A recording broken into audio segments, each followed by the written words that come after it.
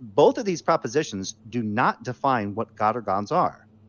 But these propositions, in light of the third law of logic, where it is the case that, like every proposition is either true or false, right?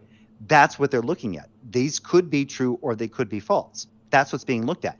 The epistemic position from the person holding to those positions, that's a different issue.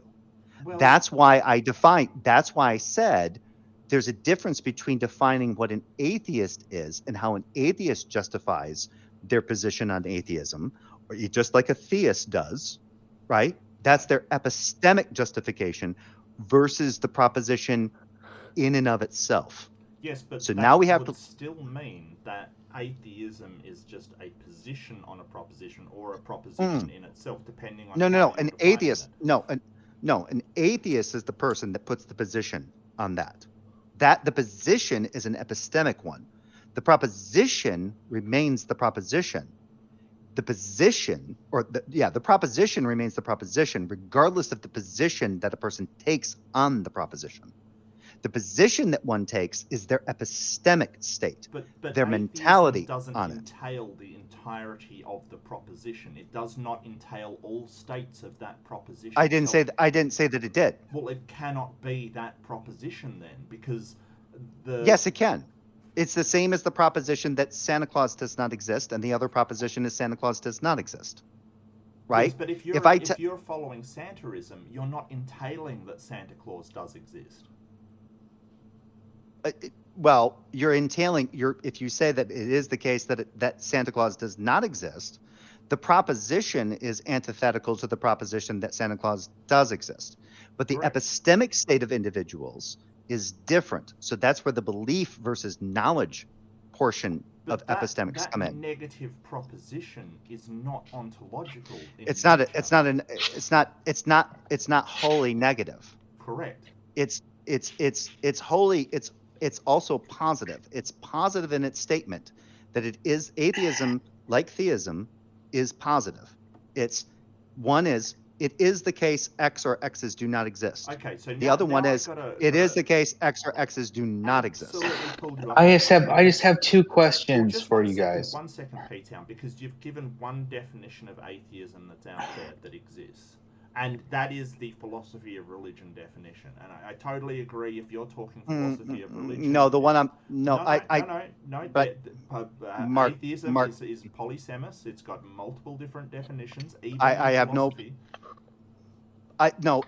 being an atheist is polysemous. So the justifications are polysemous. So remember that the justification on atheism is polysemous. But atheism in and of itself, the propositions can be looked at in and of themselves in their own right.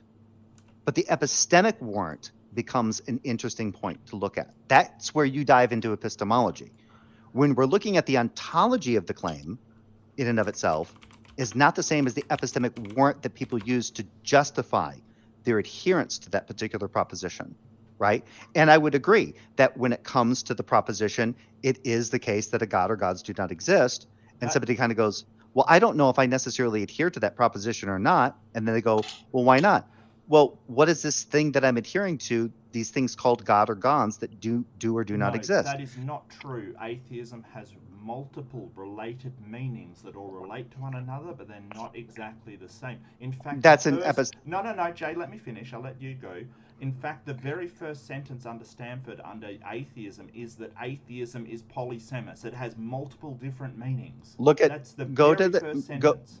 Go to the American Stanford. Yes, that comes in the second paragraph of the American Stanford Encyclopedia of Atheism. But look at the first paragraph in the American Stanford Encyclopedia of Atheism, and it literally tells you what philosophers are focusing on. I'm not doing a Steve McRae here. I'm not jumping on people about having a lack of belief or anything like that, or justifying their lack of belief. That's not what I'm getting into in any way, shape, or form. So let me read it out. Definitions, plural, of atheism, and it's specifically saying atheism. The word atheism is polysemous. It has multiple related meaning. No. In the psychological... No, you asked for this. You're getting it. in the psychological sense of the word, atheism is a psychological state, specifically the state psychological of being an atheist, where the atheist is defined as someone who is not a theist, and a theist is defined as someone that's who the believes psychological. that gods exist. This that goes generates to the the mental following. state. Jay, please. This generates the following definition: atheism is the psychological state of lacking the belief that God exists. In philosophy, however, and more specifically in the philosophy of religion, the term atheism is standardly used to refer to the proposition that God does not exist. Exactly. See, there it is. There it is. Philosophy of religion, but you're talking about something with multiple different definitions, even ones outside of philosophy. But technically, the proposition, you just read it. So you went to the psychological state. And that's exactly what I was talking about. So when we get into epistemics, we're getting to the mental states. We're getting to the psychological states of how we come to know and believe things. That's the epistemic position that a person holds to when it comes to the proposition. But the proposition, quibbling over these. I'm not quibbling. I'm not quibbling over it. I'm trying to delineate between the idea, like when you have a conversation with a Christian and they go, well, you're an atheist and this doesn't make any sense. And then you go, why is that? Because atheism doesn't make sense. And I said, what is atheism? And they go, it's the belief in gods to not exist. I was like, no, that's an atheist. An atheist may believe gods to not exist.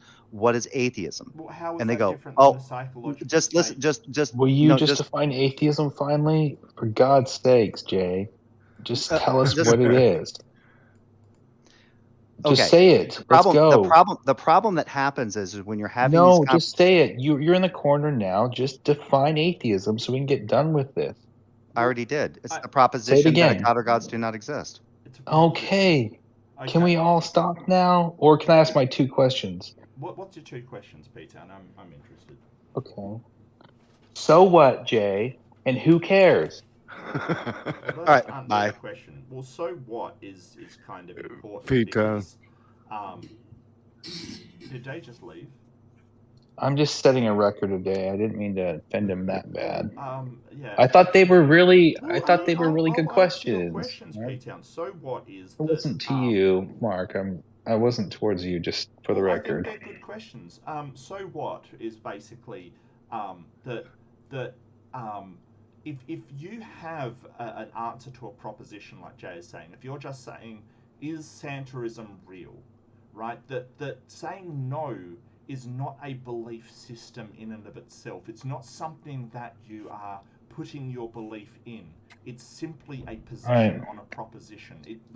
You can't be following a Santaist religion, right? All you're doing is just saying, hey, there's a proposition out there.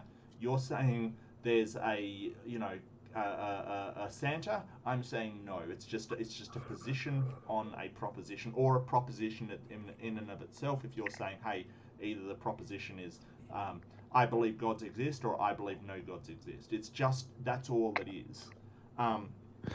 And who cares? Philosophers care. I care. I understand that there are different definitions of atheism, but I do have to say I find it really strange that I would reject all religion and sort of go, well, I don't believe in this God that people are sort of making a proposition about, that I reject those, or I take a negative stance on those propositions, and then be told, well, you're following a religion. That would be the same. Well, before we change that subject, I just want to clarify. It was you actually, Mark, where now, before I talk, when people ask me about theism and atheism, I first try to define what I mean by atheism, what I mean by being an atheist, because there are other people that hold different definitions of that. Sure. And then I can't even talk because there's like this 45-minute long argument about nothing. It drives me nuts. It's like I'm just trying to be polite. I mean, even I was able to I followed what Jay was saying, and I definitely followed the argument between Mark and Jay, and I think that I mean, y'all's discussion or whatever. Like, did you not? It doesn't seem like you even really understood you don't understand like the conversation that they were having, and I'm not really knocking you, Pete Tom, because I was there No, it's about a year and a okay. half ago. Do you not understand? Like, Yeah. did you just like No, tune it out? it's Did you not understand what Jay was saying because like you a belittled him? little. It's a little bit of both, because ultimately it was something that stemmed from me just trying to say, here, let me talk about myself and my past. And I can't even remember where I was going with it, but I think it's common courtesy for me to define atheist before I ascribe that to being myself. Because I mean, That's what Mark expects from me when I I'll talk. be honest, like That's it. until Jay said proposition, like I didn't know where he was going. Like I was typing up definition of theism. Like I want to understand what Jay means, and I was right there on the same page with you. I was just like I wanted to throw out a definition, but once he said proposition, then I understood. And once he started going into epistemology, I was actually able to follow along, which is kind of a first for me. But it doesn't seem like, because you just like belittled him and just kind of joked your way out of it. And it's no big deal if you didn't understand it, but it was I think a fairly deep conversation, especially once Mark Reid came in and they really started to break the shit down. Well, can I just let me clarify, since really Mark, because this is about me. He's attacking me, sure, and then okay. thank you. I mean, I don't want to do that. So, go, Pete, and I'll go after you. Well, he's making the point that I was being offensive, and I want to defend myself for a second. When I say "so what" and "who cares," yes, I mean that in an offensive way, but also I really actually mean it in an intellectual way as well. To be honest, I'm just in a bad mood today, but I actually want to know why it's important to him, and I didn't understand where he was coming from. Well, I can to answer your question. It's because we kind of, as atheists, we kind of come out with these definitions to define ourselves, right? Just like anybody does when you say, "Hey, I believe in," I believe that just say you're a brony or something. I believe My Little Pony is the best show ever, and you sort of define yourself by certain terms, and these are the labels we apply to ourselves. What is kind of weird is when, as sort of a person who fits into this category, and I'm not pointing fingers at you, Peter, I'm just saying in general, when you have people that say, "Hey, your definition doesn't apply to you," that I say, "Hey, what atheism is, it's just a position on a proposition, which is, does God exist?" And people point at me and say, "No, you're wrong about what you're defining yourself as." It would be like if you said, "Hey, I'm a Christian," and I point at you and go, "Well, no, a Christian's got to believe that that we are in the end times, that our eschatology is currently, or that you believe that we're going to be tortured with fire and brimstone," when you're an annihilationist, when you don't believe that. And then, when you say, "Hey, that's not what I believe. I don't have to believe that to be a, Christian or whatever." We say, "No, that's the definition that you're coming from. You have to accept my definition for the label you are placing upon yourself." And I think that too many people do that. They have an idea of what their definition is, and they basically say, "I'm applying that to myself," and it entails all of these different things. And then we get told that we're wrong about who we are because of the label that we're using. And I think that's well, in the context though, Mark, is right. It all stemmed up from me just saying, "Hey, I don't want to offend anyone. This is so I define myself as being a former atheist." Okay. And in the sense that I didn't believe in God because I saw a lack of evidence for it, and I saw that religion in general was persecuting certain people around the world. Okay. And in that sense, I was an atheist, possibly, you can define it as an anti-theist in the sense I wasn't convinced yet. And I thought that people imposing their beliefs on me, as I wanted to push back on that. Okay. And that in that sense, I defined myself as an atheist at that time. And then all of a sudden things exploded. Where did I go wrong? I was just trying to Well, set that foundation. I don't want to, I'm sorry if I said something to Jay that annoyed him or irritated him. I do like Jay, he's awesome, but I think that I would just accept that as your word. I might want to know, like, as an atheist, what your actual position was, like whether you weren't sure or whether you were held to, yes, a God does not exist, that extreme proposition. But it would be the same as, somebody who's an atheist saying, hey, I used to be a Christian, and someone going, well, you weren't a real Christian, kind of thing. It's sort of a no true Scotsman fallacy. If you want to take on that label, he brought that up, yeah. Well, I might need definitions of what that label entails for you, but I don't have a problem with you using that label. There are former atheists. It does happen. I can't remember why. It was just the foundation of where I was going. I can't even remember why. But I try to do that ever since talking to you about 2.5 months ago when we did our one-on-one. Right.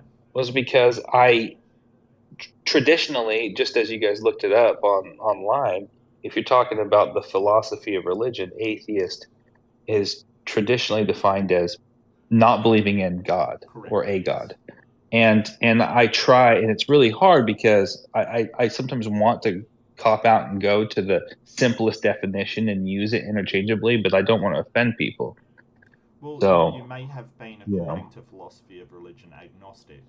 I probably used to be agnostic according to philosophy of religion when I was calling myself an atheist a while ago, because I took the stance that, I was at a weaker stance in atheism, saying, hey, I don't know if a God exists, but I see no reason to believe it. Sort of that, position, that sort of weak atheist position that they'd call it in colloquial speak. But I don't have a problem with that definition, Peter, and I don't have a problem. How would you define yourself now? I'd definitely be an atheist. And if you're using sort of a colloquial term, I would be a strong atheist. I believe there is no God or gods. You believe there? Okay, all right.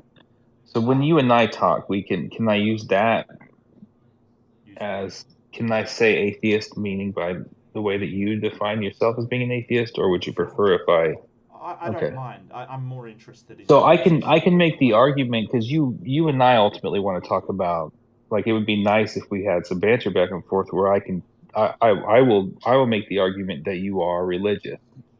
Would you like that? Just for fun? If you want, sure. I don't see how that would apply to me. I really don't. Sure. Well, I think, after a couple beers, 7, I think I can do it. You know how you get confident. We were here before, and by your definition, my God is the Detroit Lions. Why is the beer important? I don't understand. I was just making fun of how I'm confident in myself. Yeah, okay. I was making fun of myself. So, because you know how fast I am at getting my thoughts going here. So, by your definition of being an atheist, which means you do not believe in God. Correct. We have to define religion. So, do you want to do that, or we have to come to an agreed upon definition for that? Taking a while, dude. Go ahead. Yeah, define religion. Well, no, I was going to ask Mark I to mean, do that. you're labeling Mark religious, so probably your definition is what matters here. Why don't I take a shot? I like defining. Go for it. Yeah. Cerberus, have you met P-Town before? Yeah. The belief in and worship of superhuman power. I don't know.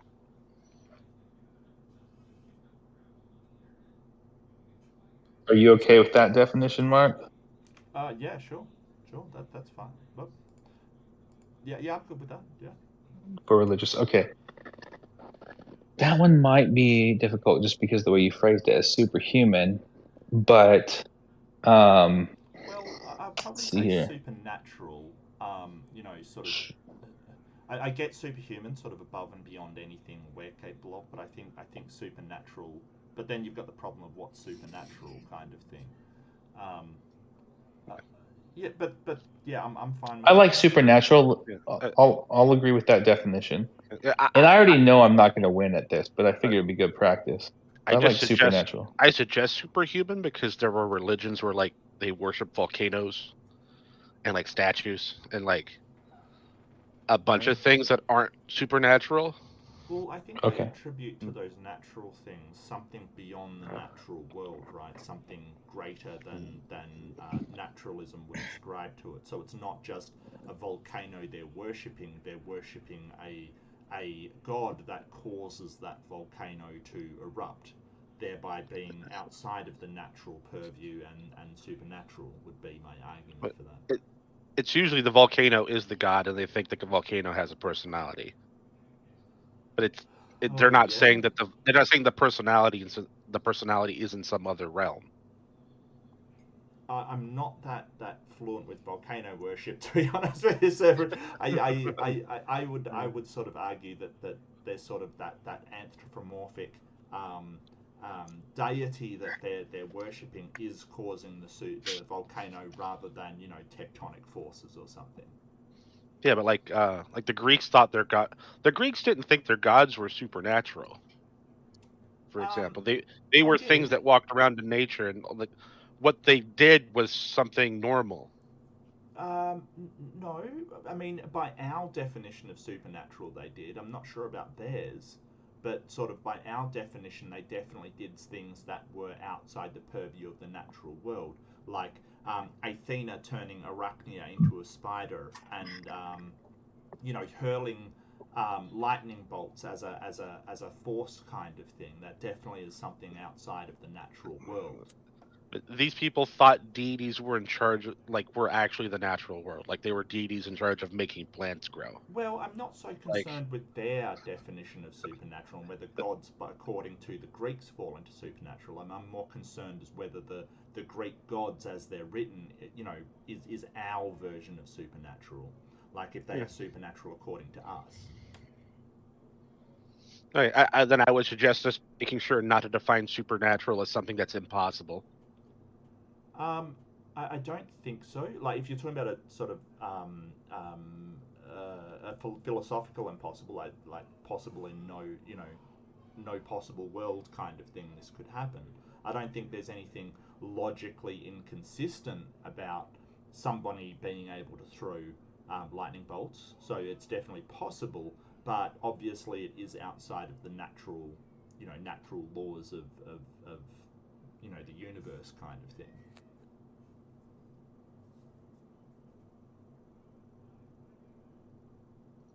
That's everything I had to say.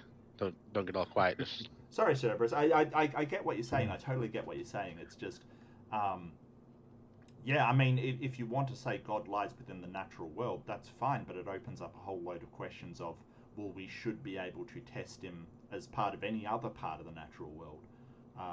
So, I mean, that's fine. It's just, it raises more questions than it answers, really. The way that but from where we're getting with this, I don't think that there's any way possible you could label Mark Reid as religious, right? Well, I don't know. I don't Well, know. It depends on what your definition of religious is, and this is sort of why I want P-Town's definition of religious, because he's claiming I'm religious. I don't seem to have any kind of belief, and I certainly don't worship any sort of supernatural power or entity. Oh, hey, Gur, how you doing? Pretty sure that's Maynard. Is it's it? Probably Maynard. Oh, Maynard. I'm used to that. I'm sorry, Maynard. I didn't mean to sound really, really disappointed, mate. It's good to see you. Yeah, it's even worse. It's Mouth Pig. Oh no. Oh, it's Mouth Pig. I should have been disappointed. Damn. No, but P-Town, yeah. So your definition. Okay, so if I can define, so how about an interest in a belief of something supernatural? An interest in a belief of something supernatural. So would you be okay with that? Well, hell, then I'm religious. Not really, because that would mean people. All I did was add interest. To your but definition. like I'm interested in like Christian. This is between me and Mark right now, like because we're just trying to set a definition. Let Cerberus speak. He's just I know I'm just being a jerk today. Okay, everyone needs to get over it. The word interested in would make just about any atheist you run into that would argue with you about religion religious, because they're interested in your religion. An interest in their belief of something natural, then would that make it work? Yeah, if it's okay. Just the sorry, belief of just supernatural. thanks for the clarification. Interest in. I get your definition. I just, you know, it would mean that somebody who goes to Ireland and expresses an interest in leprechauns is religious. No, it's an You had to interest in strip their that in. belief You had- of something supernatural. Their belief, but I don't. Yeah, know they'd how have to believe that it's real. I first. literally just added that you'd be interested in it, Mark. Like, I I'm didn't change your interested definition. Wait, is it interested in a belief or interested in my belief? See, that's where you and I will cross. I'm going to argue that you believe in something ultimately. Well, I That believe in lots you of things. don't have. Right. Well, But be careful, because your definition was supernatural, not something ultimate. an interest in their belief of something natural, of something supernatural. So their belief Is that a religion? of something supernatural. As in having, so how would I rephrase this? Having an interest in something supernatural. How about that? Having an interest in something supernatural. Having an interest would be religious. Supernatural. So again, if that's your definition, then having an interest in something that you believe that is also supernatural. But anyway, the problem there is that is like if somebody goes to Ireland and has an interest in a leprechaun, which is something supernatural, they're then religious, according to your definition. If someone Mark already believes knows in God and has exists. an interest in a, oh no! Yeah, please don't torture me, Rage. I'm sorry to the Irish. Look, I could do it with Bigfoot as well. Or, you know, if you think Bigfoot's supernatural and you say, hey, it's interesting that people believe in Bigfoot, then suddenly you're religious. And I don't feel that covers adequately sort of somebody expressing an interest in something supernatural to make them religious. That's not how I would define a religious person. Mark, I was looking forward to talking about how you're religious, but I don't think we're going to get there tonight. Well, if you're using it as a metaphor, like, oh, they religiously watch hockey or they religiously, you know, take notes, I can understand a sort of metaphorical kind of sense, but when we're talking about religion as a sort of philosophical you and I concept, both have an interest in something that we can't explain yet, and you and I have an interest in talking about the possibilities of that which we can't yet explain, right? And the processes by which we might or are coming to understand that which we can't explain, right? And by definition, you and I are both have a particular belief that we ascribe to, and in this sense, we are both religious. Well, again, we're just playing word games. Well, it's really not. I It's meaningless. I it's just want to point out that the thing that we share the interest in is epistemology, and there's nothing supernatural about epistemology. It's how we know what we believe and our reasons for believing and saying that we know things. There's nothing supernatural about that. That's the thing that we share the interest in, irregardless of the subject. Somebody could say, hey,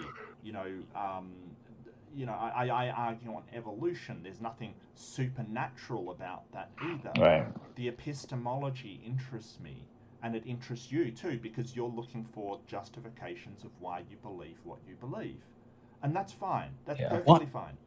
So by definition, I'm not religious just as much as you're not religious, and you're just as religious as much as I'm religious. There is a quick solution to this. Well, so oh easy. gosh. There isn't. Sure.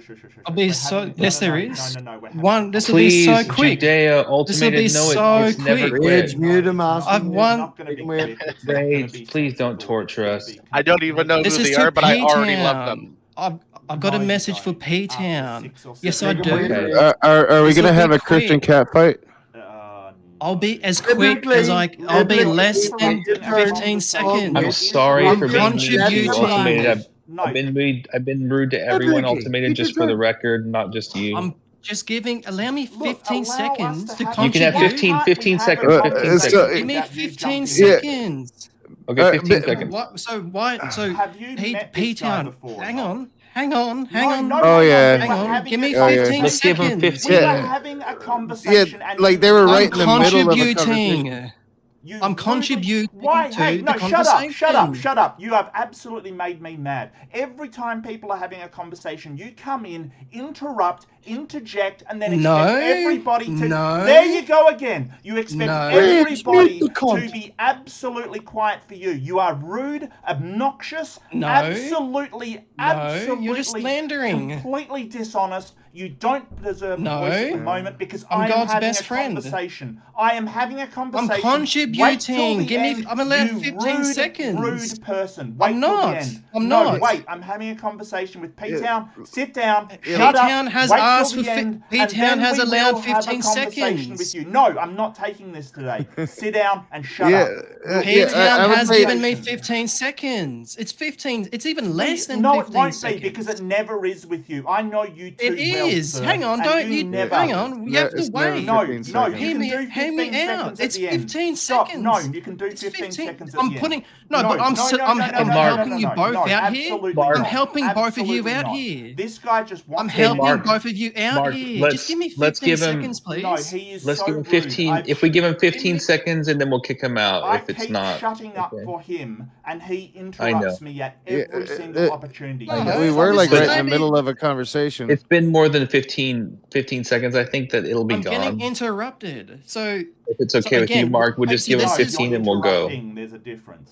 yeah, 15 yeah, seconds. you're interrupting. I'm going to Hang time on, you. hang on. Time you. Let me get my timer. You have 15. He agreed to 15 seconds. Okay, Okay, if you Hang and on, let me go. get a timer. Let me Ultimated. hang on. Let me get a timer as well. Absolutely. Uninterrupted, ultimated. You're on the I'll clock start here. I'll start the timer. I'll start. So, okay. So, P-Town, why don't you just ask God to verify where Mark is going in regards to his new kingdom or not? Are you not in Christian perfectionism with God for him to respond back to your question? That's my less than 15 seconds. 15, done. You're done. That's it. Okay, so what we were Okay, talking I have no idea how to answer that. Now, Mark, go ahead. So as before, we were completely derailed. So that's you were saying that your definition of religion, somebody that went and had an interest in epistemology wouldn't be religious, and interest in anything wouldn't be religious. And you're right, and that's why I don't think it's a very good definition of religion, because don't forget that that's your definition. Our definition is sort of belief and worship in some supernatural entity kind of thing. So under our definition of religion, you would be religious and I would not. And there's nothing wrong with that. I just want to provide for the record, there's nothing wrong with being religious inherently. I'm just not religious myself under my definition. Okay, so if we're gonna, at least we're getting somewhere. So, right. If we're gonna define religion from an epistemology approach, so defining, it's the way that you conduct acquiring knowledge. Do you think that? So for me, I lean pretty far towards.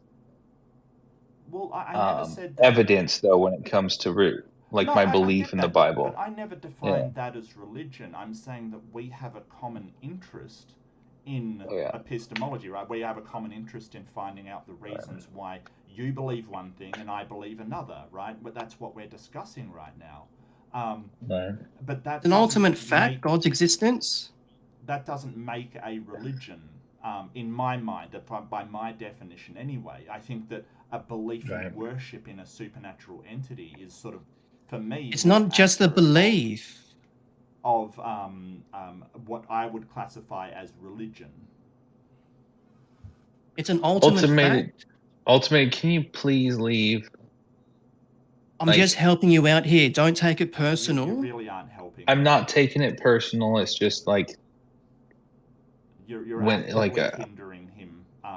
Really, the thing is, you're actively hindering all of Christianity. To be honest with you, It's I'm just really I just sorry see that easy openers, and I'm just I assuming will that I will subscribe to your any channel. I'll call some in and we can have a conversation, okay? Oh, you Where I'll give you I'm 100%. just person.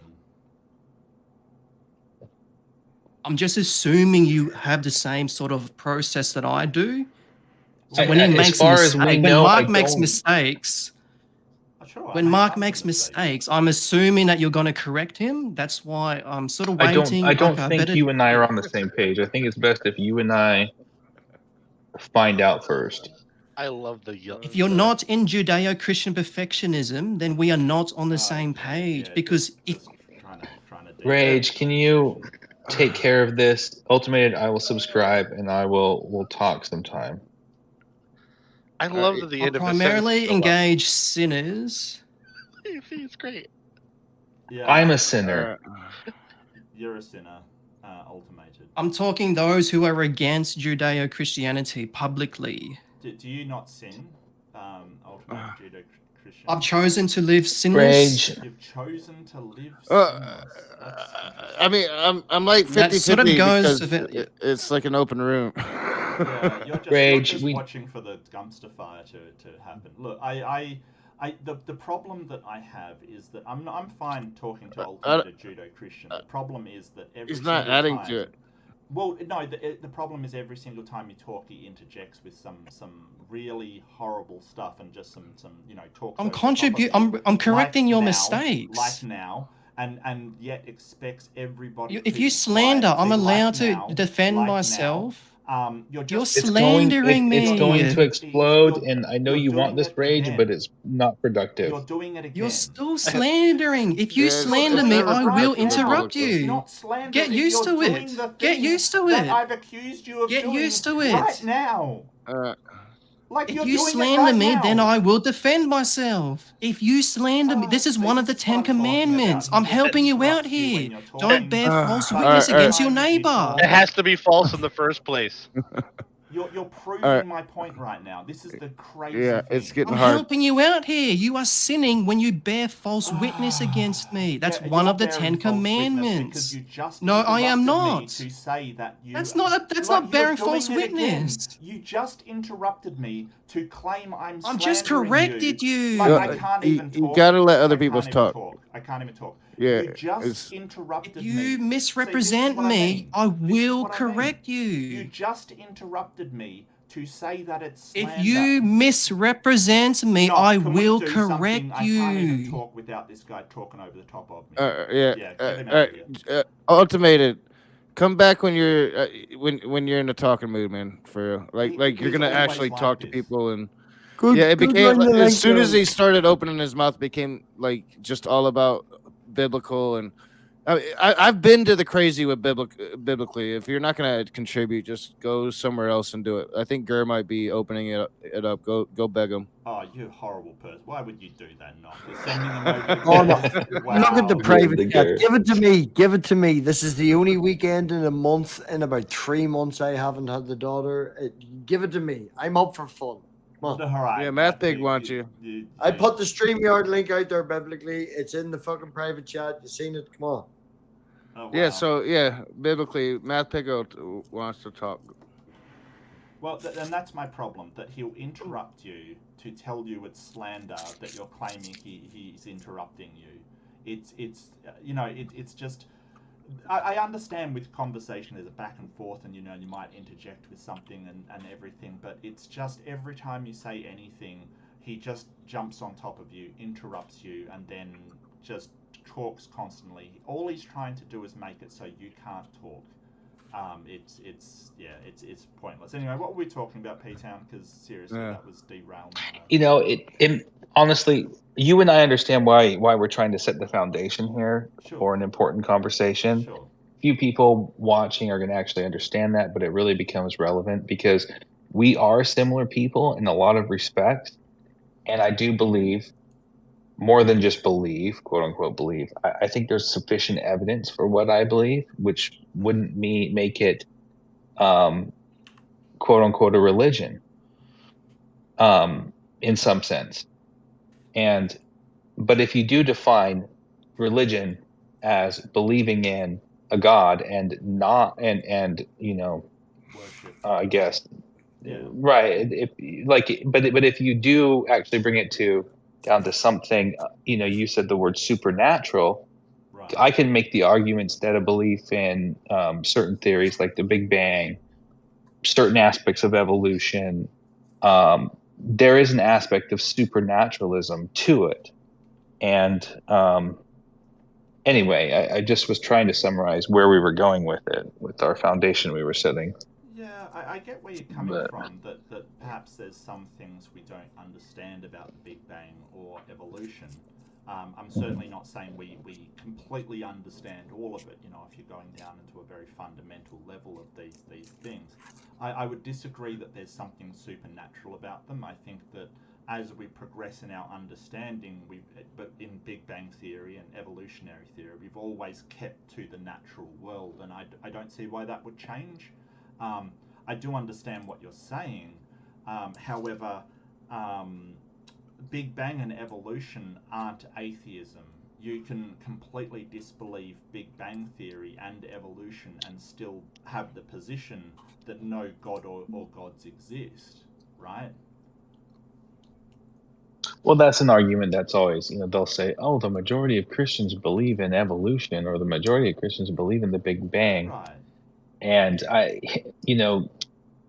maybe they do, but that's really not relevant to my point when I'm talking, but it is something that can be slandered against Well, that wasn't who I my am. point. That wasn't my point at all. I'm not saying that Christians. No, I'm not accusing you of that. No. No, but I just wanted to make it. You I just realise wanted to you notate could it. have somebody who's, say, a nihilist or something. They don't believe in the point of anything. They don't believe in Big Bang. They don't believe in evolution. They don't believe in God. They're still an atheist, but they don't believe in Big Bang or evolution, which is why I don't think atheism should be defined in those terms. Because Right, and that's a good argument, Mark. But I think from my perspective, what you've really done is narrowed it down to, and it's hard to actually overcome your objection because the way that you've defined it all. But from my perspective, it's come down to, and I know I keep saying this, but you take God out of the equation. Anything that has to do with God is religious, and anything that doesn't have to do with God is not religious. Well, and in the same sense, we do get back to the very definition that we agreed not to have. So in some respect, you've gone outside of what we agreed to define as religion. Well, does that make sense? Not really, because what we're talking No. about is supernatural entities, not so much sort of God specifically. So I don't think I have gone. So now, God. Yeah, I think like you're pretty much well, real quick, Well- Piton. Like I think you're like defining religious as like the adjective definition of religious, right? Like if you do something a lot, that's religious. But no, like religious is like the supernatural components. Oh, I think you are missed something while you were necessary smoking a there. bowl, Rage. But like Probably. ultimately we came down to we're back to defining what supernatural is, which is what I wanted to, but for the sake of time, I skipped it. But how would we define supernatural? And ultimately, I think you'll find, Mars, that you define it as not God and God. Well, I know no, that's a poor no, definition, but it not will at all. come down to that. I do have to push back against that. I'm sorry, P-Town, because sort of there are things that I could say that are supernatural, which I'd sort of define as outside the natural laws of the universe, like, for instance, magic, or supernatural entities like leprechauns, as my pluralist. I'm sorry to pick on the Irish math pig, I really am. Or yeah, I know, or spirits kind of thing, right? That there's. I'm typing a definition in the private chat. Hold on, you do your thing. Pick on Okay, us, sure. you racist. No, Sure, but would you I look agree that towards when we're redheads, referring that's all. to our topic, Yeah, but when hold we're on, just my referring to point, our my point, topic, we're just not sorry, talking about P-Town, a. just my point. My point is that none of those things that, like, spirits from Japan or sort of ancestor spirits, none of that is God. So I'm not just limiting it to God. If you worship and believe in, say, ancestor spirits in a sort of a spiritual context, then that would count as a religion as well. It's something supernatural that you believe in and worship. Well, let me push back on you. Sure. Okay, and I'll say, actually, your argument is against you as an atheist, because you can believe that a leprechaun or some Japanese spirits or whatever, like, created the universe, and you would still be an atheist.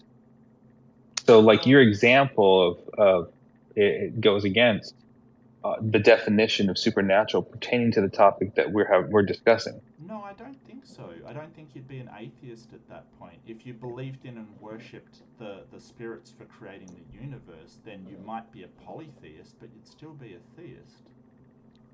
Well, if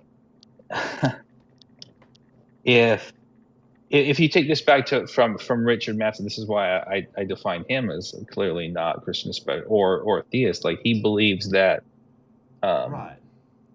he believes that, I don't like speaking for him, but you understand what I mean. I know. But for all intents and purposes, he believes that the Bible's true in his own from his own perspective, and he would say he believes in God, but his definition of God doesn't fit mine. Right. So in this hypothetical world where you're saying a leprechaun made everything, I would say that's not my definition of God. He doesn't believe in a classic theist definition of God. No. Right. Okay. So, but you see my argument, though, at least. Yeah, I do. And so in this case, if you believe in the create a leprechaun, I would say that's a religion if you worship that create a leprechaun. But Richard isn't, because none of the stuff he is proposing as the origin of the universe is outside. And he said this to me many times himself. So I hope I'm not straw manning his position. Yeah, he sort of said that none of it falls outside the natural laws of the universe. There's nothing violating natural laws in there.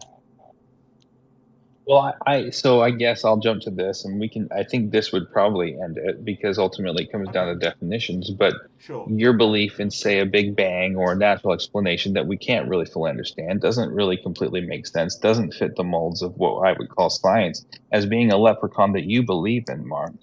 The same way that you think I believe in a leprechaun. In this sense, we are both religious.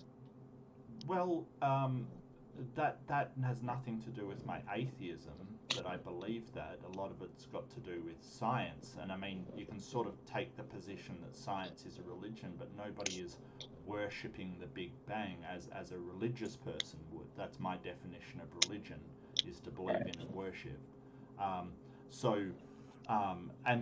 Well, now you're adding to our definition. So right there, you just said worship, which was adding to what we agreed to define as being religious. You added to it. No, it's not our definition.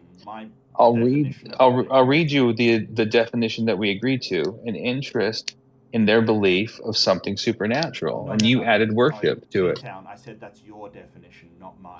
Okay, sorry. This is why we define. So I apologize then. No, that's okay. Just I've made it very clear that my definition is different from yours. I can accept that is your math pick's gone. But now we have to define worship, though. So I can add worship to it, and I would still say, by my definition of worship, that you are still religious, because you worship your belief of something supernatural. I worship because I would argue something supernatural. I don't understand what's supernatural about Big Bang or evolution. I don't get. It's because it's your leprechaun. Well, I think there's a sort of it's sort of classified in science as adhering to the natural world. There's nothing that I believe is supernatural about sort of the Big Bang or evolution.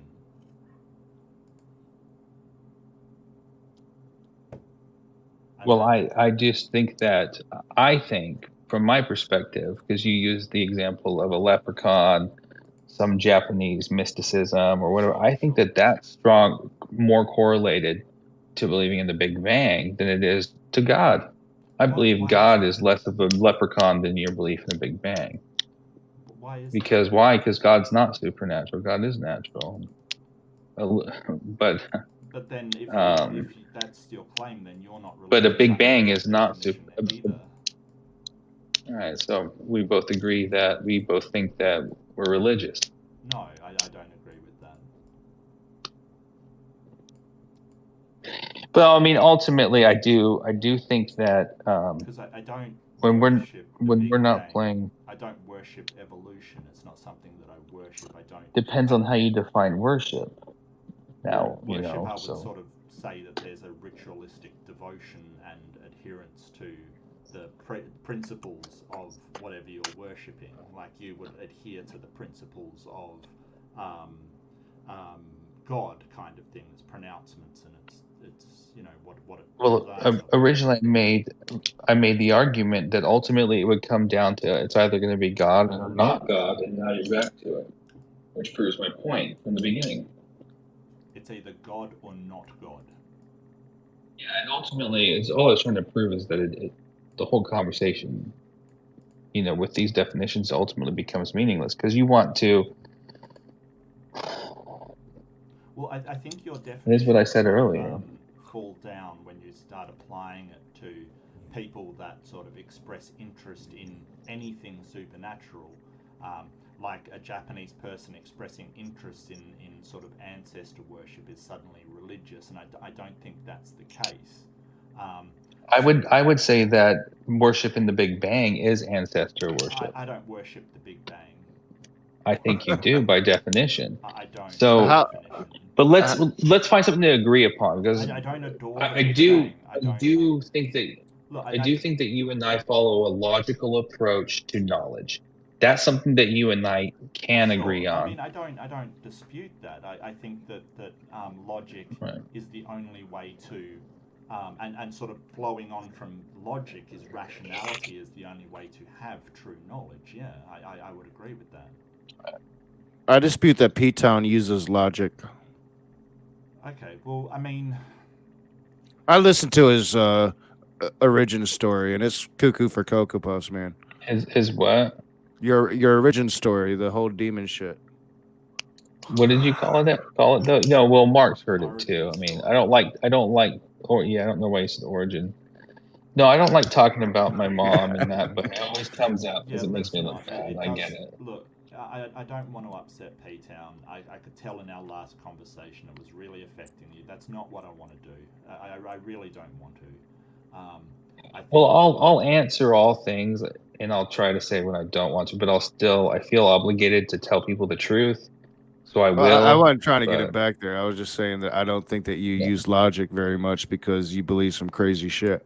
Well, I mean, of course, I think there's some flaws in P-Town's logic. If I didn't think so, I would agree with him, right? Then everything would logically flow, and I would agree with him. But I don't think everything logically flows. Yeah. So I was just piping in to talk shit for a minute. Y'all go ahead.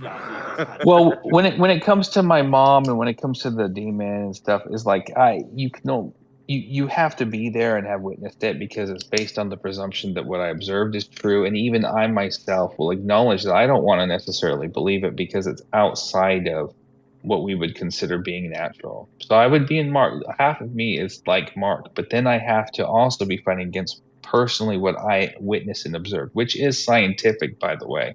So, but it's only scientific from my personal perspective, and so it's just one of those things where like we're not going to get anywhere with it, and I just tell the story. I think the reason why I brought up science is because it seems to be the best way we have to find what is actually part of the natural world and what is not. I'm not sure it can investigate the supernatural. I don't even think there is a supernatural to investigate. But until we have the tools to do so, science is, it's not even close that it's the best way to evaluate the world around us. There's not even a competition on the board. Science has produced every single advance in our civilization that you can possibly name. The only reason we're sitting here talking is because scientific methodology came up with a way to transmit signals over distance. Sure, but then we get down to definitions, because you would argue, I would define science as being one thing, you would define it as another. Ultimately, you and I come down to, you hold the position of scientific scientific naturalism, methodological naturalism. Right. And the whole point of ultimately why I have this conversation, which really just seems fruitless to people looking from the outside, is that I find a flaw in methodological naturalism. What's the I flaw? think, well, because you're basing on the premise that God isn't natural. I don't. Yeah. So the problem with that is you're sort of assuming that God is in the natural world to start with. You're assuming. Well, but you would agree with me. You just rephrased it a different way than what I'm saying. Is the problem I have with methodological naturalism is you're presupposing that God isn't natural, which means you're just. And this is where I always say, like, you literally define science as being something that can't have God in it. But if science is ultimately about learning knowledge of things, then you're already making it so that you can't pursue learning the very thing that made everything. No, that's not true. That's not true. So it is true. No, it's not. The whole point of the methodological naturalism is that we observe things in the natural world around us. So it starts with observation, and not observation as in, I think this caused this effect. It is simple, what is happening, sort of in an empirical sense. Like, so empiricism is a big part of the scientific method, because we want to say, okay, I observe this, I see this, I feel this, I hear this. What is the cause of that natural phenomenon we see in front of us? So, you see something fall. Now, science will block. But you're gonna presume without God. You're gonna say Correct. that we have to, right? And what I'm saying is, but if it was God that did it, you're already. Why take God out of the equation? We take from the beginning out of the equation. We don't presume it's the Big Bang. We don't presume it's any kind of. We don't presume that gravity is quarks. We don't presume that things that we've found out is. But you do presume that God did not do it. No. You presume that God did not do it. No. Yes, you do. No.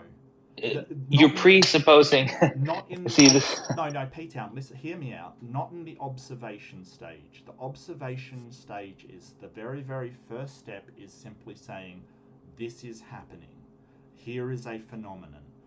When I drop this ball, it drops. Like when I let it go, it drops. That is simply the observation. There is no exclusion of any cause, but there is. Okay, well, let's do that. Of any cause. Let's do that right now, because in the same example I always bring up, we observe that the sun and the moon are the same size from our vantage point. Right. You're not excluding anything, no. Mark. No. Which one is more likely? So then, from observation, we go to the question stage. What questions are we asking about this? So the question that comes up, what is causing the sun and the moon to be approximately the same size depending on how far they are away, right? That's the question. From our eyeballs, yeah. Right. So then we go to a falsifiable hypothesis.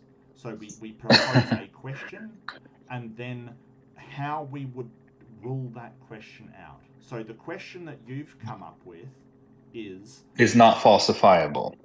Correct. Right. Is God right? And now, but see, you just defined how science is conducted by saying you must have a falsifiable sparkle. I love you, but this is not the same level right now. Okay, so just I love you to death. Okay, throw a few. Jesus. But you and I are on the same page, Mark. I mean, but what I'm saying is, by the way that you define things and the way that you establish the process, right. is literally just taking God out. No. And I know I'll never convince you. No, that's the but way it is. It works, P-Town. That's the well, way here. Works. This that's the way that what works. Defining God? Because no. This isn't just me putting it in there for the fun of it, or just wanting to eliminate God or wanting to do anything. That the whole point that we're trying to do is that it does present us with a correct and accurate description, as accurate as possible, of the natural world, and we don't have a better methodology. Because if you want to say, hey, God's unfalsifiable, we do so have you a better shouldn't- methodology. Hang on. If you want to say God's unfalsifiable because it can't be excluded, then everything else unfalsifiable has to be put in the scientific method. Leprechauns have to be put in the scientific method. Unicorns have to be put in the scientific method. Giants that are invisible and intangible have to be put in the scientific method. What you are proposing is a methodology that includes unfalsifiable hypothesis, is literally billions of hypotheses, all that you can't test, to be included in the scientific method. It is not I'll possible. just go out on a limb here, Mark, and tell you that a leprechaun didn't do that.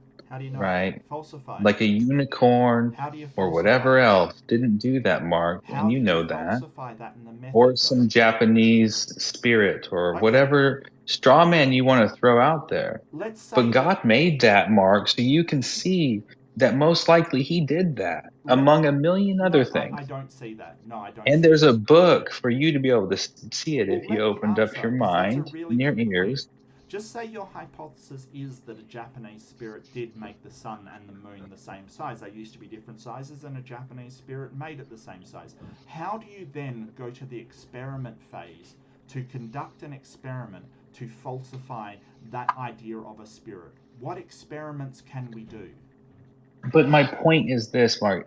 Besides straw manning, we're not talking about a unicorn or we're not talking about a leprechaun. Just a second, Roger, I'm almost done. What we're talking about is that we're talking about God here. You can't falsify something that is ultimate truth. And sorry, I sound like the Judeo-Christian dude, but because you can't, because he can't be proven false. It's God is not God made is not part of your definition of zip it, Sparkle. God is not part of the so your definition of science.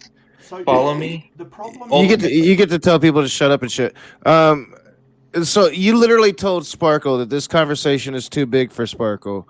And like your basic argument is God did that, and there's a book that pronounces like it's fucking ridiculous. Like the level that you're on, you're so far beneath like Mark. It's I don't even know what we're doing here. Well, let's not, you know. I mean, he's far beneath me. Let's be honest. Well, I mean, I'm just Mark. I'm playing P-Town's game right here because P-Town is gonna just dismiss Sparkle and say, Sparkle, I don't think that this conversation is too big for you. You know, go fuck yourself, P-Town. Like seriously, like you're not offering anything like nobody can fucking follow. Well, I guess I want to point out we then go to the experiment phase. So, P-Town, what experiment can we do on God that he will pass? Hold on a second, Mark. I want to address that. It's just I have to address something when I'm attacked. Sparkle, I love you.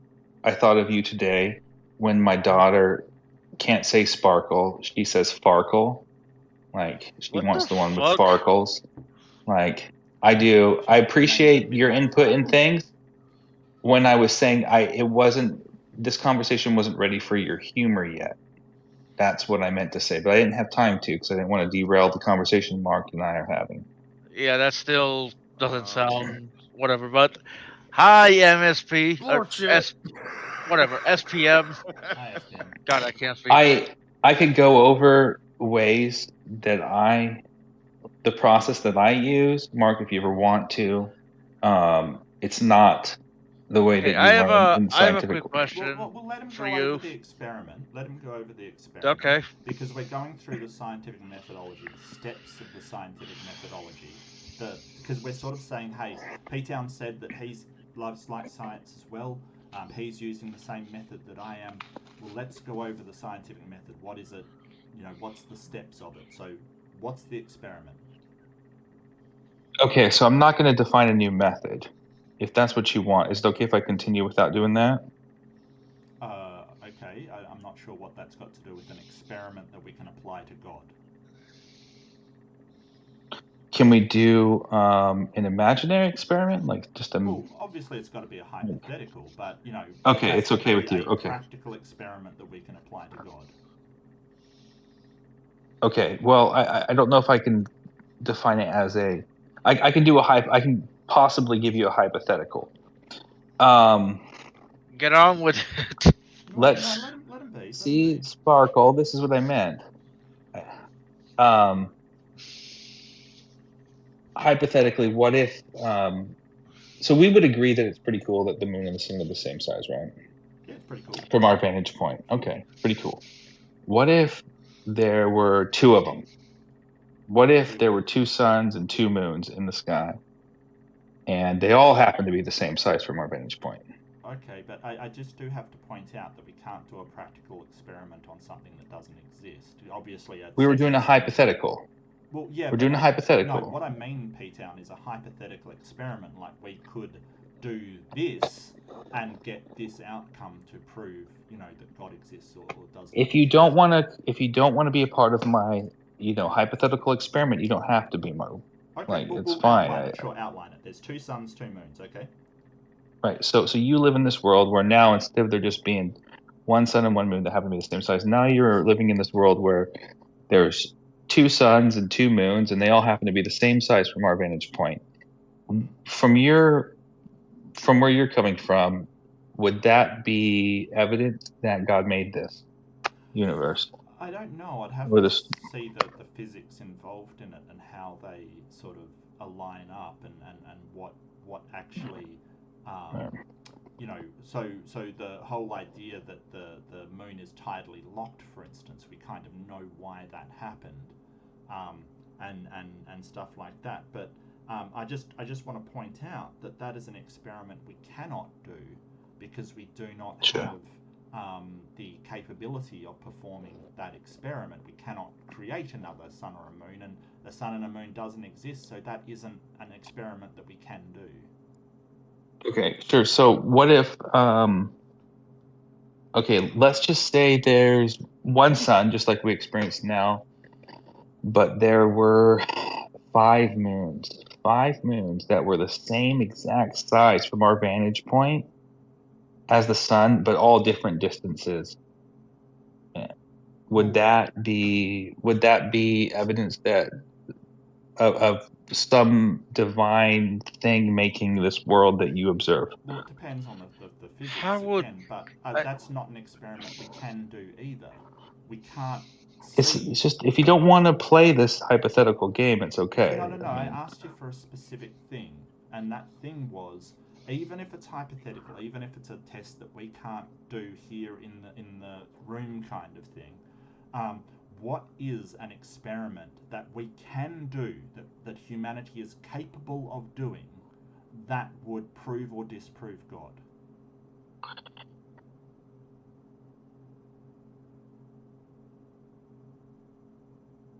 Look, I mean, in this hypothetical,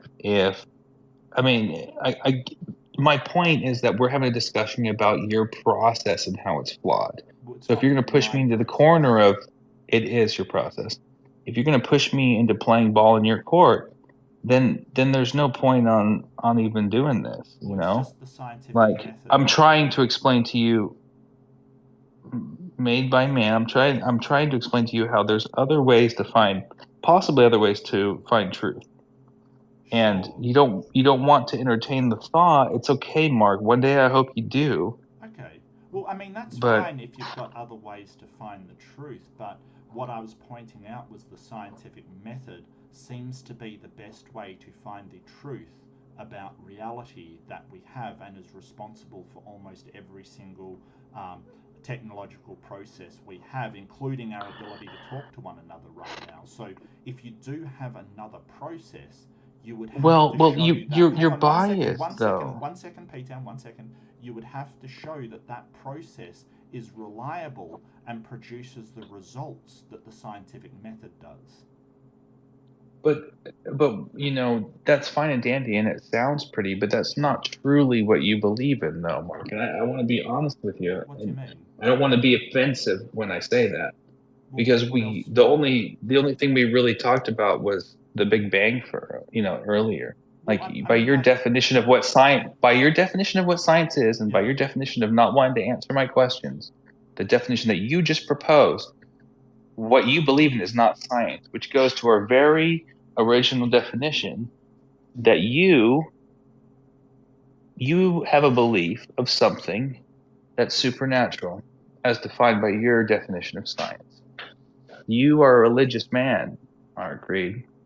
I don't have a belief in anything that is supernatural by my definition, being outside the natural laws of the universe. Like you're so desperately reaching. Hold on a sec.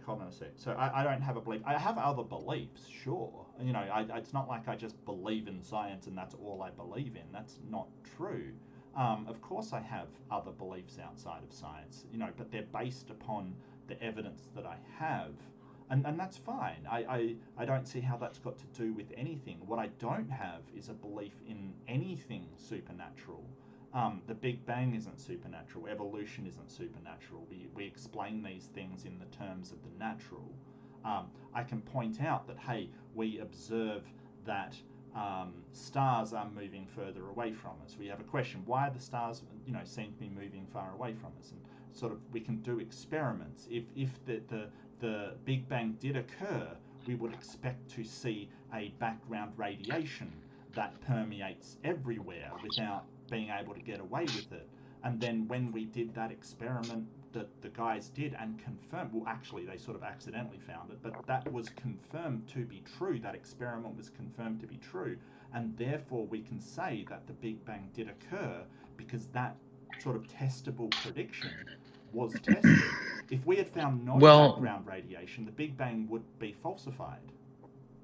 Well, hear about this though. You will never, like, if you go and you read your Bible and you see, oh, God says the stars, yeah, I stretched out the heavens, they're expanding in this type of way, and then you have a prediction that maybe God is telling the truth and the Bible might be right, and then you go observe that the stars are expanding from our vantage point. You, Mark, would never give credit to God because you would say that's not scientific, even though, again, it goes against your model.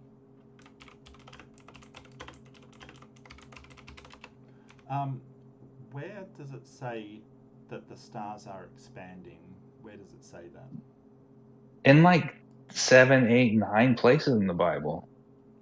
One of thousands of things the Bible predicts before modern science discovered it. Sort of it says that they stretched out the heavens, but that like a curtain, like a tent to dwell in.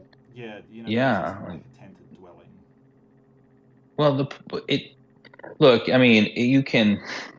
There's other things. I mean, it mentions that the stars are innumerable, not like way more. I've mentioned this multiple times, where it's a lot more than what scientists before the telescope was invented. They were all arguing with each other about how many stars were in the sky because 1,500, like a bajillion, is way more than 1,500, and arguing about it. Like, so the Bible predicts the future in advance. It's scientific by your model. Your point. You're sort of going through points really quickly now. So there's 200 billion trillion stars approximately in the universe. It's not innumerable. We know approximately how many they are, like 200 sextillion kind of thing. Innumerable means you can't count them. You can't count them. God can name them all by name, according to Scripture. Means uncountable means uncountable. Yeah, innumerable means fine. Innumerable, uncountable. Like, I don't want to. I'm sorry. You guys get my point. So they're not infinite, but you can't count them. They're not infinite, but you can't count them. Okay, so the idea that innumerable. Okay, that's what the Bible says. Let's just go. It's too many to be counted, right? That's what it means. The problem here is that the Bible says that there's too many stars to be counted, and we've kind of counted them. So there's a problem there, right? Well, you haven't counted them like God can name them all by name. You don't know the exact number of the stars. My point is it's more than 1,500 and some change that scientists only 300 years ago were arguing over. Well, sure. That's my point. Yeah, I'm pretty sure more than that. You're young Earth, aren't you? Somebody's asking in the chat. I'm pretty sure you're young Earth, aren't you, P-Town? I affirm to what the Bible says. I don't know everything, but I do, because I have reliability in some other way. That doesn't answer the question, P-Town, because people take the Bible to be old Earth and people take it to be young Earth. So can you just quickly clear up, are you a young Earth creationist? Like, do you think the Earth was 6,000 years old, or 10,000? do you think it? Sort of, Yeah, 6 to 10,000. Yeah. Or we're older than that. billion. It's okay. No one's going to give you a hard time, P-Town. Whatever your answer, it's fine. Yeah, somebody was just asking in the side chat. I thought you was YAC, just based on your evolution hate, but I'm not positive. I don't want to speak for you. His mic died. Just give him a sec. So maybe go on with other stuff. Hello, Ariel and SPM. Yeah, how are y'all doing? Hey, how's everyone? Yeah, good.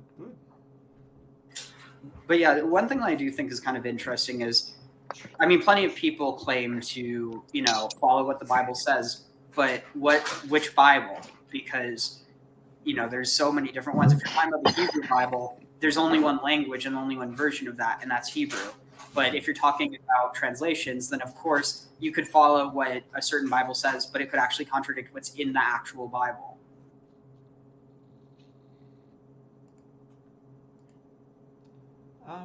Anyway, I'm back. I can't.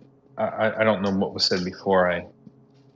Oh, sorry, Peter. Yeah, I lost coverage. Just somebody in the chat wanted to know if you were young Earth creationist or old Earth. So we were just asking whether. Right. I get how crazy it sounds, but I do lean towards a literal, roughly 6,000-year-old Earth. Okay. Not because but mainly because I believe. I hold Scripture to that high a level, and I think it's more probable to believe in the Word of God than modern science and their priests that we're told to listen to. I'm Mark's religious just like I am, and I affirm to one thing and he affirms to another. I'm half joking. I'm half joking here, but yeah, but that's why you're thirsty for Mark. I think. I think Peyton's got a secret crush on me. Yeah, absolutely. Hey, just to warn everybody, continue talking. I will be AFK for. I'm gonna go and cook some more pork chops. I quit smoking. I got the 12:30 munchies, so I'm gonna go cook some pork chops. So I'll be right back. Man. Like, keep it up, brother. Oh yeah. Day one was day one, but yeah, I'm gonna do it this time. I'm determined. Just drink water, do other stuff. It's you just don't. Yeah, no, well done. Thank you. But yeah, y'all go ahead. I'll be AFK. I'll try to rush back if I need to. Start screaming at me. Yeah. Let's go crazy, everybody. So speaking of P-Town, do you eat pork? I love bacon. Well, you're breaking what the Bible says. Not according to the New Testament. Not breaking what Paul said. So you hold what Paul says in higher value than what was written in the Hebrew Bible. I wouldn't necessarily put it that way, but I do believe that Christ came to fulfill the law, and it changed afterwards. Yeah. So how do you get... Among a lot of things, just to mention, just keep in mind that what you are claiming to hold fast to, you don't at all, by the way, Ariel. So you have no clue what I do and don't do. So well, do you go into your tent and sacrifice bulls and all this stuff? Do you still do that? The temple was destroyed, genius. Would you? If the temple wasn't? I mean, it's no different than, you just said... Do you believe in God, though, Ariel? Yeah, I do. I just don't believe in your God. All right, I believe you. I'll take your word for it. Jewish, Ariel? I probably should have guessed that. Yeah. So I don't think you're right in that I'm religious. I would certainly push back a lot of it against that, P-Town, as you probably know. I only said it to just, push your buttons a little bit, Mark. I understand that you want to sort of take a book over the scientific method and stuff, but from my point of view, one sort of produces a lot of results and one doesn't. One sort of explains things in the natural world very well, and you can argue about whether the Bible explains things in the supernatural, but it does not explain things in the natural world well. It does, though. There's lots of evidence for it explaining stuff in the natural world that we have only recently discovered. That's why I affirm to it so much, Mark. Is like we both have the same we're both similar in terms of we approach things logically. If you just get past this scientific method mumbo jumbo, which quite frankly, by definition, you just take God out of the equation. Well, the Bible sort of says you can hit goats with sticks and change their coat kind of thing to striped coats kind of stuff. So how is that? Yeah, I don't know. I haven't studied all those nuances. But that's the thing. Anytime there's something you're not familiar with, you just say, "Oh, I don't know." But the thing is, it's written in the Bible. Like, you claim to speak from the Bible, but this is literally in Genesis. So maybe it's I do. I will tell you. When I don't know something, and I say I should know more about it, I'll tell you I should learn more about that stuff, but I haven't yet. I haven't, and I apologize. I don't know what you're referencing when it comes to hitting cows and how they become striped. I don't know. So, but that's my point. You claim to know the Bible, but then you don't know this. That particular part, no, I don't know that part. Right. Yeah. So I guess I do. I have my approach to the Bible is. No, I agree with you, Ariel. You're right. But at the same time, though, isn't it your part of the book? I mean, you tell me what that means, Ariel. You're going to tell me how it's not literal or whatever. I mean, with the Torah, to be honest with you, I'm not. Well, I'm not that. That's what you're quoting from. Ariel, you tell us what it means. So basically, this is when Jacob was, and I don't know if it was specifically hitting them, but he bred his cattle in such a way, like basically he made a deal with Laban that like he gets to keep all this type of goat and Laban gets to keep all the other types. So he purposefully bred them to be a majority of that type. So he basically got to keep almost all of them. So, I mean, in that case, I don't know if it's literally being used like he struck them with a staff or whatever, but even if that's the case and that somehow turned them that color, it's almost certainly some sort of metaphor, or it's like, it's not literal, unless you're just strictly believing that the miracle is that God did that because Jacob did that. But I think it's more likely that it's probably a euphemism for something else. Well, I guess right. I mean, I take the Bible more literal than Ariel does, and typically I don't want to say like I know what it means because I haven't really dived my nose into it enough. For example, Ariel, I want to know what's your view with the spotted cows and coming up to the creek, whatever that part was. Well, I do want to say something about that because it's odd that we say, hey, it can be relied on. And I get that you think it's hypothetical, Ariel, or maybe a sort of analogy for something like that. It's hyperbolic. I then find it hard to distinguish how you know what is hyperbolic and what is the actual events that have happened. Because obviously hitting something with a stick is not going to change its coat color.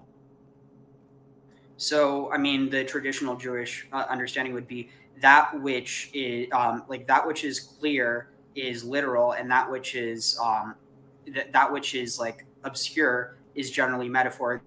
There's some deeper meaning to that, but that's not to say that the stuff that's clear doesn't have a deeper meaning, or that the stuff that has a deeper meaning doesn't have a literal, like surface level understanding. So. Look, Mark, this is why when I come across, like, I'm making a valid point to something, and then everyone wants to bring up how I take the Bible literally when it comes to the age of the earth and Noah's flood, type to something without reservations. Ariel doesn't. And I admit that I don't know everything, but I'm going to hold the Word of God above what I know because of all the evidence that supports it. Ariel earlier today said that he doesn't believe that the age of people referenced in there is literal, that it's some symbolic meaning, and that's just clearly not scriptural. So, Ariel, it's clearly not scriptural. Okay, so what's 40? 40's 40. I don't know what you mean. Exactly. You don't know what I'm talking about. Well, I don't know what trap you're trying to set up. Okay, but so you want to say something that's not scriptural. It's clear. You have genealogies, I don't know Ariel. what your point is either. So, Ariel. okay, so basically, so 40 days and 40 nights of the flood, 40 years in the wilderness. This is a motif that you see multiple times. 40 has a deeper meaning than merely 40 years or 40 days. It literally represents a generation.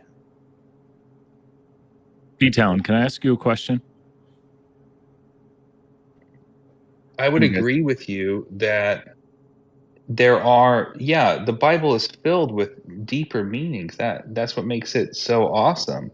But to just say that years don't mean years is just silly. Ariel, it has genealogies in it.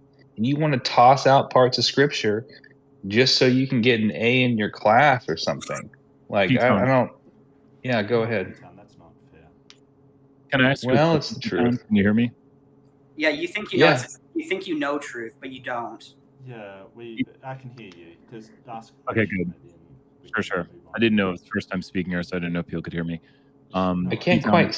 Is it Adam talking? I can't quite tell. It is. It is. Yeah. Do you take the whole Bible, literally, or just parts of the Bible literally? Well, there's obvious euphemisms. I mean, there's parts where it's being metaphysical or metaphorical.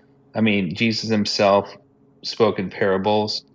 But I definitely do lean towards the literal side just because I think more truth is revealed that way.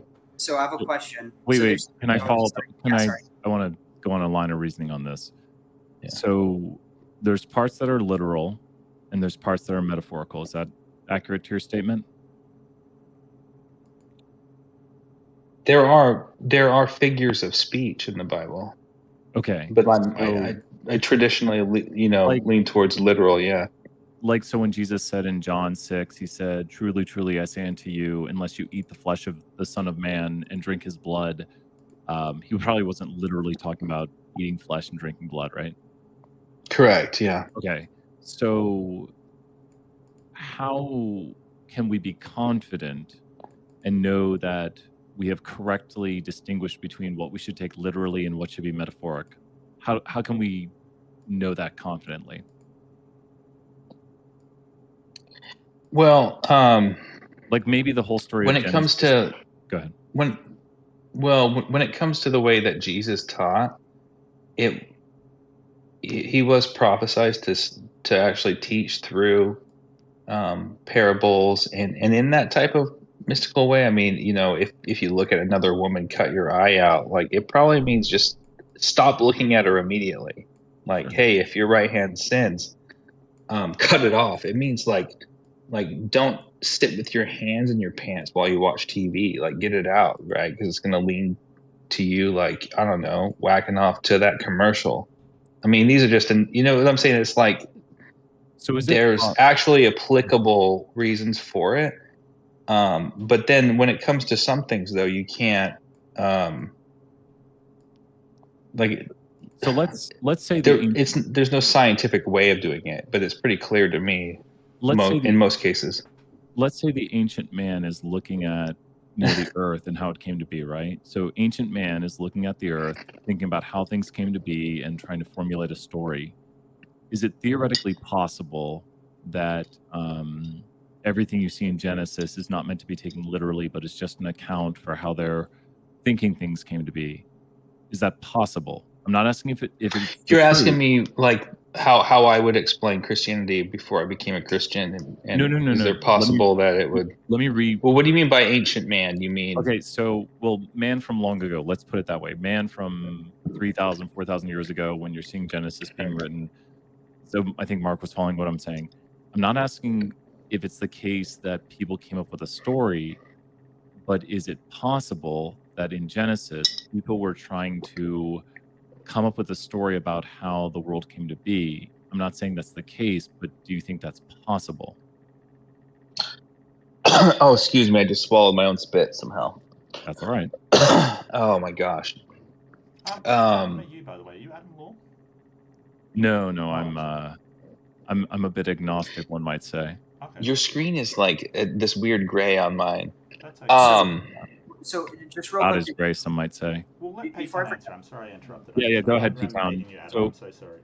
No, that's all right. But to the question again, like, no, I do. I think that the whole Adam and Eve story, is including Noah's flood. I mean, I would, or whatever. I mean, I think it could be all made up.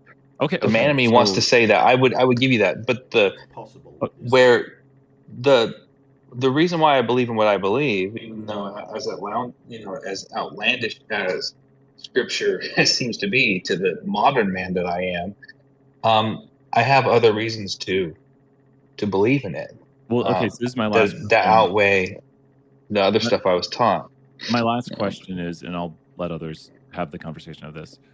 What makes you lean in the direction of believing it's more historical than a story? Like, it could be a story, it could be historical. What makes you lean historical? That's my question.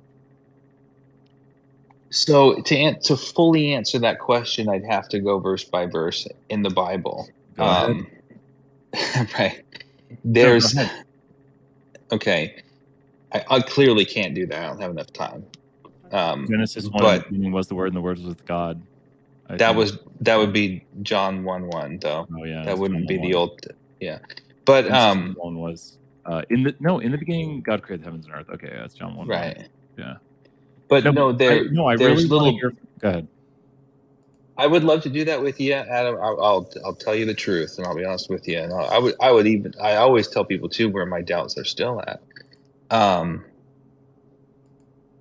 So what we're taught when we go to school, or if we are older, or whatever it is, and we go and we ask tough questions to Christians, and they'll give you some, like, I don't know, coloring book type of picture of what the Bible says, and tell you it doesn't matter if you can't take it literally, because I mean, all these animals on the boat, naked people in the garden, it rained for 40 days and 40 nights. P-Town, I want to. You see a picture. You see a picture of a giraffe sticking out of a boat. P-Town, I want to. My point. P-Town, let me speak right here. Let me just say one last word, okay? Real quick. Yeah. I just want to hear what convinced you, and I understand if it would take a while, but this bloviating right here is not what convinced you. You're just saying. So I'd prefer to hear what convinced you. But go ahead. I do want to tie it into my conversation eventually. I'll let you go, P-Town. But go ahead, Mark. After this, it's all you, man. P-Town can go. I just want to tie it back into what my point was with science and stuff. But go, P-Town. I'll try and let it tie. I'll try and set it up so Mark can tie it. Okay. Why I was mentioning that is, like, when you go into class, I don't know, Sunday school, and you see a freaking boat on water with a giraffe with its head sticking out. My point is it's not a true representation of what the Bible describes. So in order for me to tell you why I believe in it, you also have to establish the lies that are brought with, like, all the misconceptions of what it is that Christians believe. Because what we believe is absolutely insane to the modern world that we live in. But it ostensively is not insane. It's just so far out there, you have to take a step back and realize that we're perceiving it from a different position now. The reason why I do believe in it is because I have my own personal beliefs. I believe that there's specific scientific revelations hidden in Scripture that only modern science has recently discovered, that were foretold in Scripture. I think it's obvious to my eyes, and I'm hesitant to mention it to especially, the Raging Atheist channel, where I'm going to get criticized every ounce of the way. But the bottom line is there's the Bible predicts the future in advance. That's the summary of it, Adam. What's the best prediction? And then Mark, it's all you. I'm not gonna do what's the best, because that's not what makes it great. Okay. It's because it's the number of them. It's the number of them. So I want to tie give you an example of a good one. Well, hang on a second. I want to tie this back into why science is so effective and the Bible is not. The reason why is because we're talking about it could be a possibility that some of this is hyperbole, some of this is just sort of storytelling and embellishment kind of thing. There is a possibility of that in the Bible. Now, that possibility does not exist in science. There is no hyperbole. There's no embellishment of things to make metaphors kind of thing. Science abhors metaphors, absolutely abhors it. It doesn't like saying, hey, we're going to put this poetic language into it to try and describe something. It only deals with straight descriptions of things. There is no hyperbole, and it tries to eliminate that as much as humanly possible. And that's why it is much more reliable than the Bible and gives us better results than the Bible. Because you can sort of talk about predictions made in the Bible. However, of those predictions, our fruit, what it's produced, has been almost nothing. Religions are still using the same stuff they have been using for centuries, if not millenniums. Science has progressed to the point where it has given us everything we are currently using to communicate, to live well, to find out what's around us. It's produced everything. I think it's okay, even though I don't want to control the floor, but since I seem to be the only Christian, I would like to argue that that's not true. I would say that religion has contributed more to our world than anything, especially science. And I would argue that, the scientists, in particular the Christians, not always, but many of the scientists, most of them were religious. And religion has played a role in their lives, as well as the inspiration in their discoveries. The fact that we're talking on a computer, you and I, you're in Australia, I'm in a little piece of the United States, all the way across the Pacific Ocean. This has nothing to do with science the way that you define it, Mark. So what's not the way you define it. What's the methodology of religion? Maybe you can outline that for me. How does religion come to the truth about the world around us? What process does it have? I think so far God has always has demonstrated it clear that you're willfully ignorant, Mark, as usual. And the only way that you're going to see the truth is through God's divine providence. And you ask him to reveal it to you. And why God did it this way, I don't know. That doesn't I think I did a good job. on painting the picture of what's going on here. So the methodology is you just believe in God, and how does that lead to new discoveries and innovation, like things that we did not know? You have to ask God to reveal himself to you. Things that we did not know about the natural world before. How does that process work? You couldn't even affirm to a world where there's the possibility that God revealed himself. And that was willful on your part, Mark. And the only I was trying to appeal to God says that his glory, do you know what him being the I don't see you answering my question. The fact that he is a creator can be clearly seen by the things that he's made. And when I brought up these I don't know if Ariel was here, but when I brought up these hypothetical scenarios, you didn't want to play ball. And that's because you willfully don't want to believe in a God, Mark. P-Town, I don't think you have knowledge of what people want or don't want. I think It would be nice if there was a God that meted out justice for everybody, and I wouldn't die when I died and I went to a perfect place. It'd be nice, but that's not why I believe things. That's not what I base it upon. I don't base things upon what I want. I base them upon what is true. So, P-Town, I noticed you didn't answer Gur missed it earlier. Yeah, so P-Town, he would have liked it. I noticed that you didn't actually answer my question. You never answered mine. What question? Well, I was telling you, what if there were 5 moons that were the same size as the sun? Well, that would that be evidence of... You never answered it. Would that be...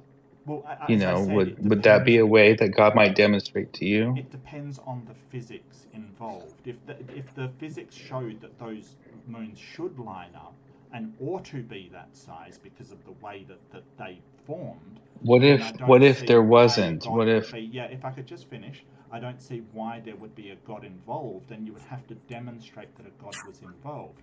If for some reason we said, hey, there's no way those moons should be there, it wouldn't point to a God per se, but it would point to something that we need to investigate to find out what that thing is. And it may very well be God.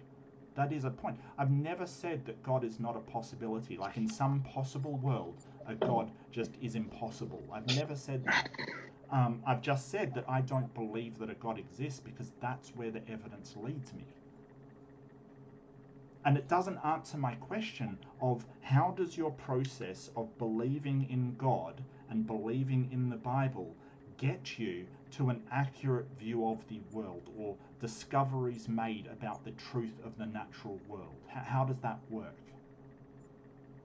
So if there were these moons in the sky and they were all different distances, but they all, from our vantage point, were the same size as the sun, all 5 of them, just different than the world that we're living in now, you still would say that means nothing. Well, that would be that's your approach. Well, that would be that's your method, Mark. No, that would be a God of the gaps fallacy. So what it would be is we don't know why those 5 moons are in the positions they are in. We don't know that. So what a God of the gaps fallacy or in philosophy an argument from ignorance is saying we don't know something, therefore God. It's actually a failing of logic. Because I could say, hey, those moons are in those positions, it's aliens just as easily, or it's extra dimensional, visitors putting them there just as easily. And that's why we don't use a God of the gaps. It's because there's no actual reason for us to point to gods. It may be some form of evidence to say, hey, a God could be possible, and we would certainly have to investigate it. It would be evidence. But I don't think it's as strong evidence for the thing that you're sort of concluding with. If there was a holy book that said, hey, every moon was exactly the same, and they had no way to know that, they're in these positions, and it demonstrates that, hey, they had no way to know that. There's no, it's not metaphorical, it's just, hey, here are the coordinates for these moons, then yeah, that would probably be some sort of evidence towards a God. But that's not what's happening here, P-Town. And I noticed that you've avoided my question again of how the methodology of believing in God actually gets you to understanding more about the natural world.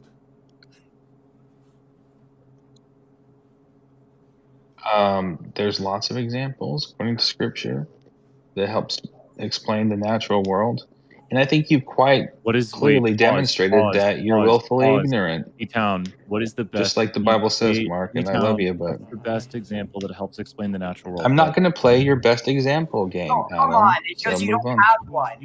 I'm not going to play the one best example. P-Town, you're starting to sound a lot like biblically now. Well, that's. I'm not going to play the best example game. P-Town, you say there's lots of examples to Mark's to Mark's question, and then you say I'm not going to give you one. That's really a non-answer. I'm not going to play the best example game. You said, can you prove atheism? And I said, there's lots of ways to prove atheism.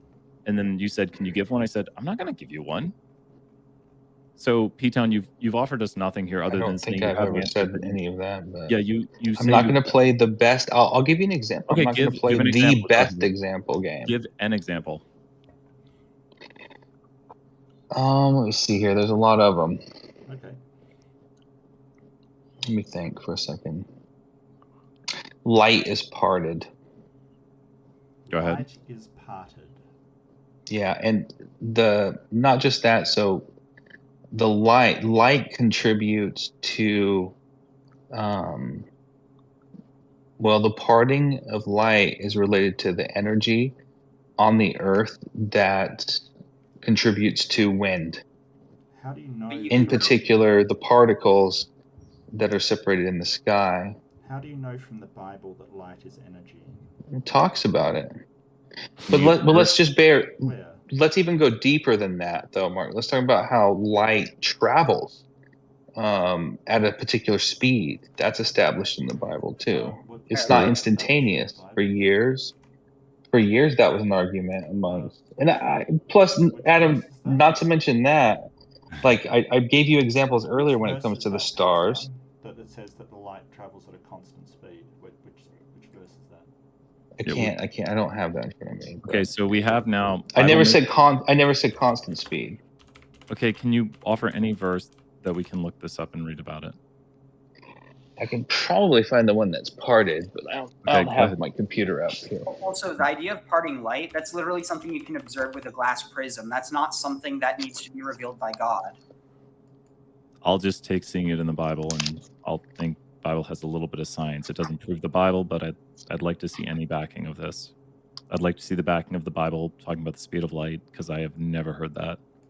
There is a really interesting verse in Ecclesiastes, which I find it interesting that it hasn't been brought up by P-Town at all. I mean, it's not something that's typically used. What's that?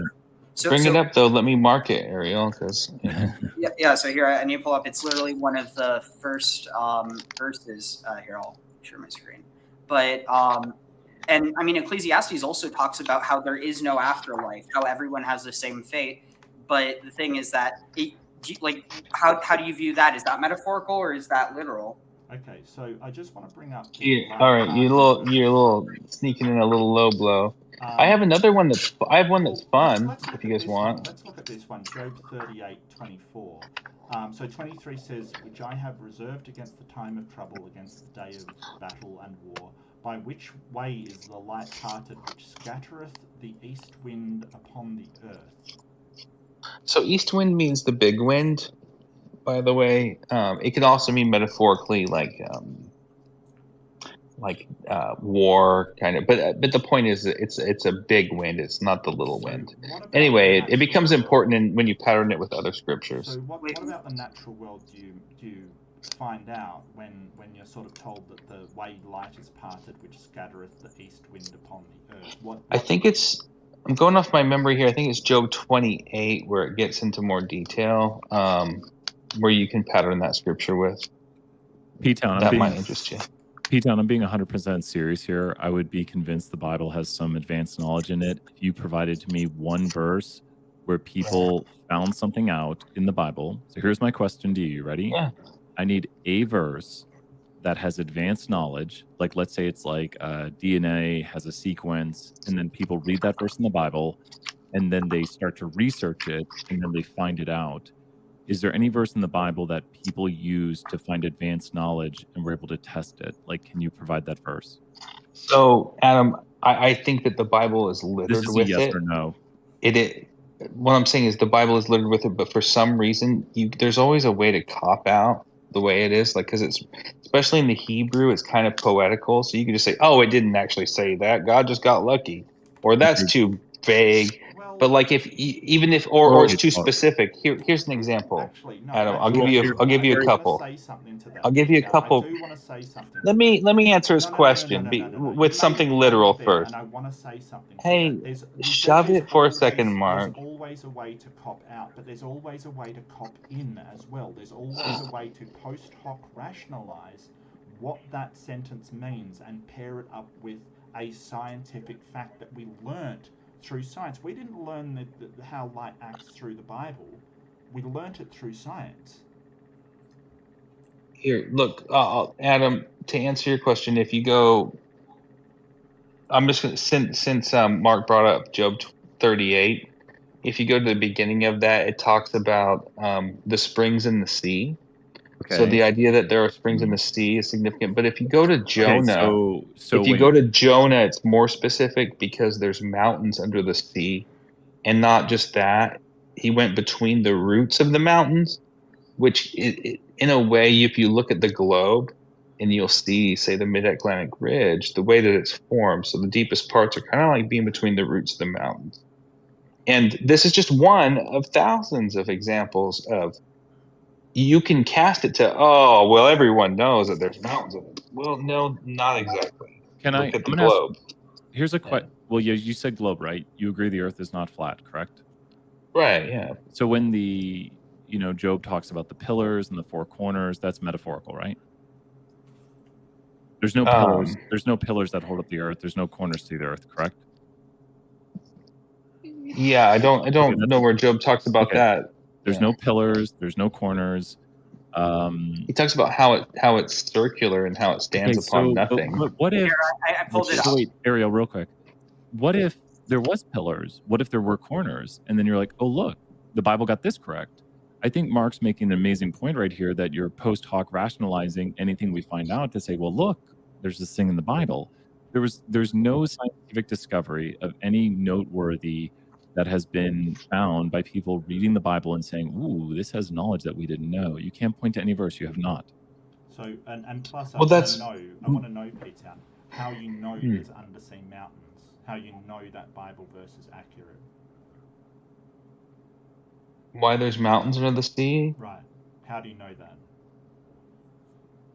Well, I don't want to sound crazy, but I even think that the Bible predicts how we will discover that. Well, that's not saying I do. That particular verse is true. Oh, well, it's sonar. You can sonar and then also. Let me finish.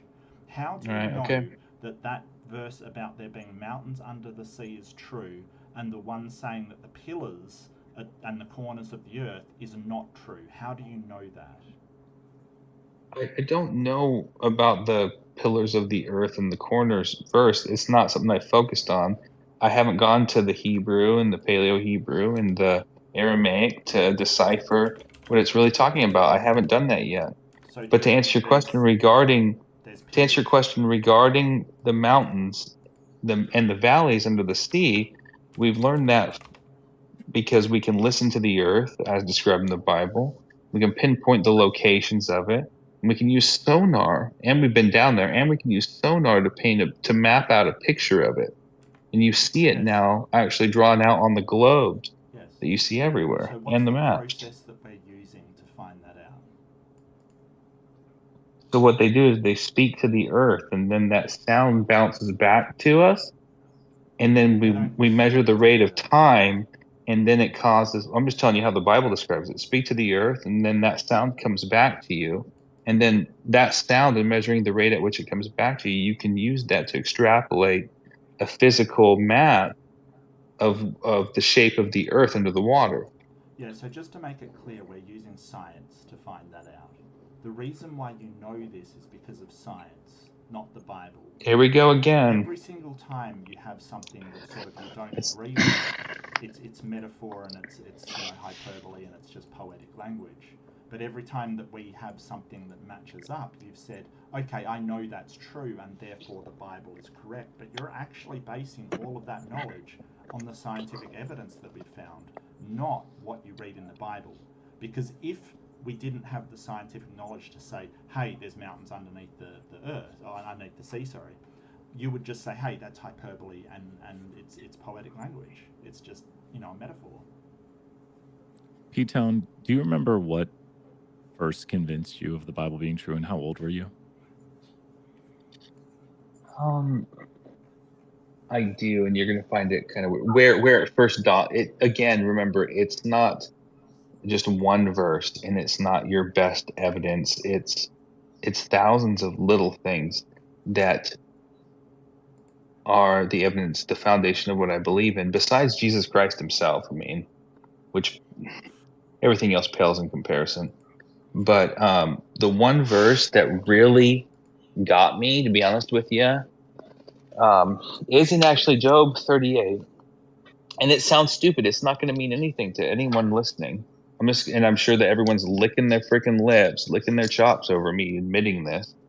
But I'll be honest with you, it was 38:8. Job 38:8. How old were you? Yeah. I was probably 25. Okay, so who shut No, up? maybe 26. Yeah. So it's not going to mean anything to you. It was to me. Okay. Yeah. Who shut up the sea behind doors when it burst from the womb? Job 38:8. What about that brought you to believe God is real? So, if you pattern Job 38 with the flood, it kind of fills in the gaps of the flood story. And I believe that you can look at the globe, the the geological evidence of it, and you can see that it matches what's foretold in the Bible, like of what happened. When you were 25 and you read this verse, did you believe in the flood? I didn't yet. I didn't Okay. believe in scripture or the flood, but I was aware at that point of the possibility of there being an alternative view on where we came from, and I'm going to read this verse again. It's Job 38:8. Remember, Go ahead. it was more of a spiritual moment for me, one that wasn't just rooted in knowledge, which is usually I lean towards knowledge, but in this case, it was more of, because I don't get these moments very often. This is why this one's memorable for me. It was more of a feeling that I got, which it's rare. I just want to notate that, like. So the verse, "Who shut up the sea behind doors when it burst forth from the womb," really convinced you God is real at the age of 25? Well, it wasn't. See, I know you want to narrow it down. I get your No, I'm just trap. It's like asking. always. It's No, this not is not a one trap. verse, I'm just but this asking was you. the moment when the possibility of it, when it dawned on me that scripture might actually be real. Before this, I didn't believe in the Bible because I'm not one of those people to just nitpick at it, right? Or take things metaphorically or mystically. And my wife wanted me to read Job because she suffers from a chronic illness and she just got diagnosed. And I was reading it, and then at this point I realized, oh, I'm here because this is scientific. This book, God didn't send me here for my wife, because God doesn't answer the question in Job, like, why do the innocent suffer? I realized, oh, I'm here because this book was written for me. Holy crap. Like, okay. So this verse, and I hope your wife's doing all right. And I think Mark said the same. So go ahead, Mark, you take it away. Oh, yeah. So I just, you're sort of saying it's the Bible is scientific, but I don't see the method of science in here. I don't see where it's making a distinct sort of question about reality that is tested and then determined to be true.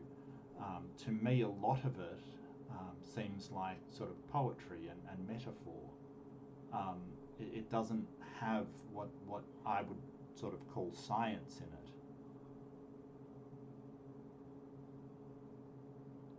Well, like, I was trying to, I mean, there's a lot behind it, Mark, where, I mean,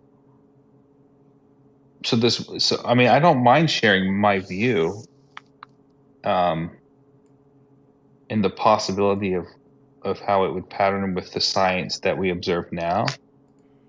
I don't mind. It just takes a long time because for some reason, the way that God communicates, I don't think he really cares how smart we think we are. His concern isn't just, is one verse by itself sufficient? That's not the way that he communicates his truth. Well, we're not really sort of talking about what's true or not. We're talking about whether the Bible is scientific.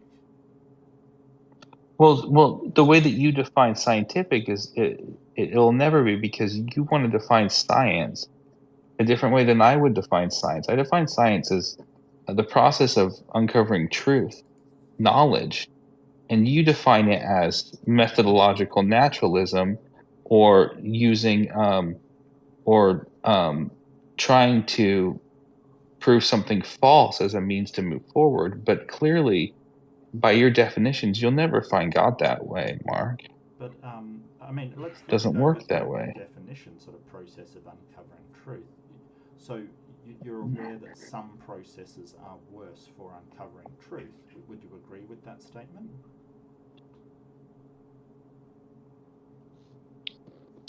I don't know. I mean, I think that ultimately, if you are finding truth, then the process by which you find it's irrelevant. It's the process of being able to deny it, which you and I actually do hold firm to. I agree with you. If you could prove the Bible wrong, then you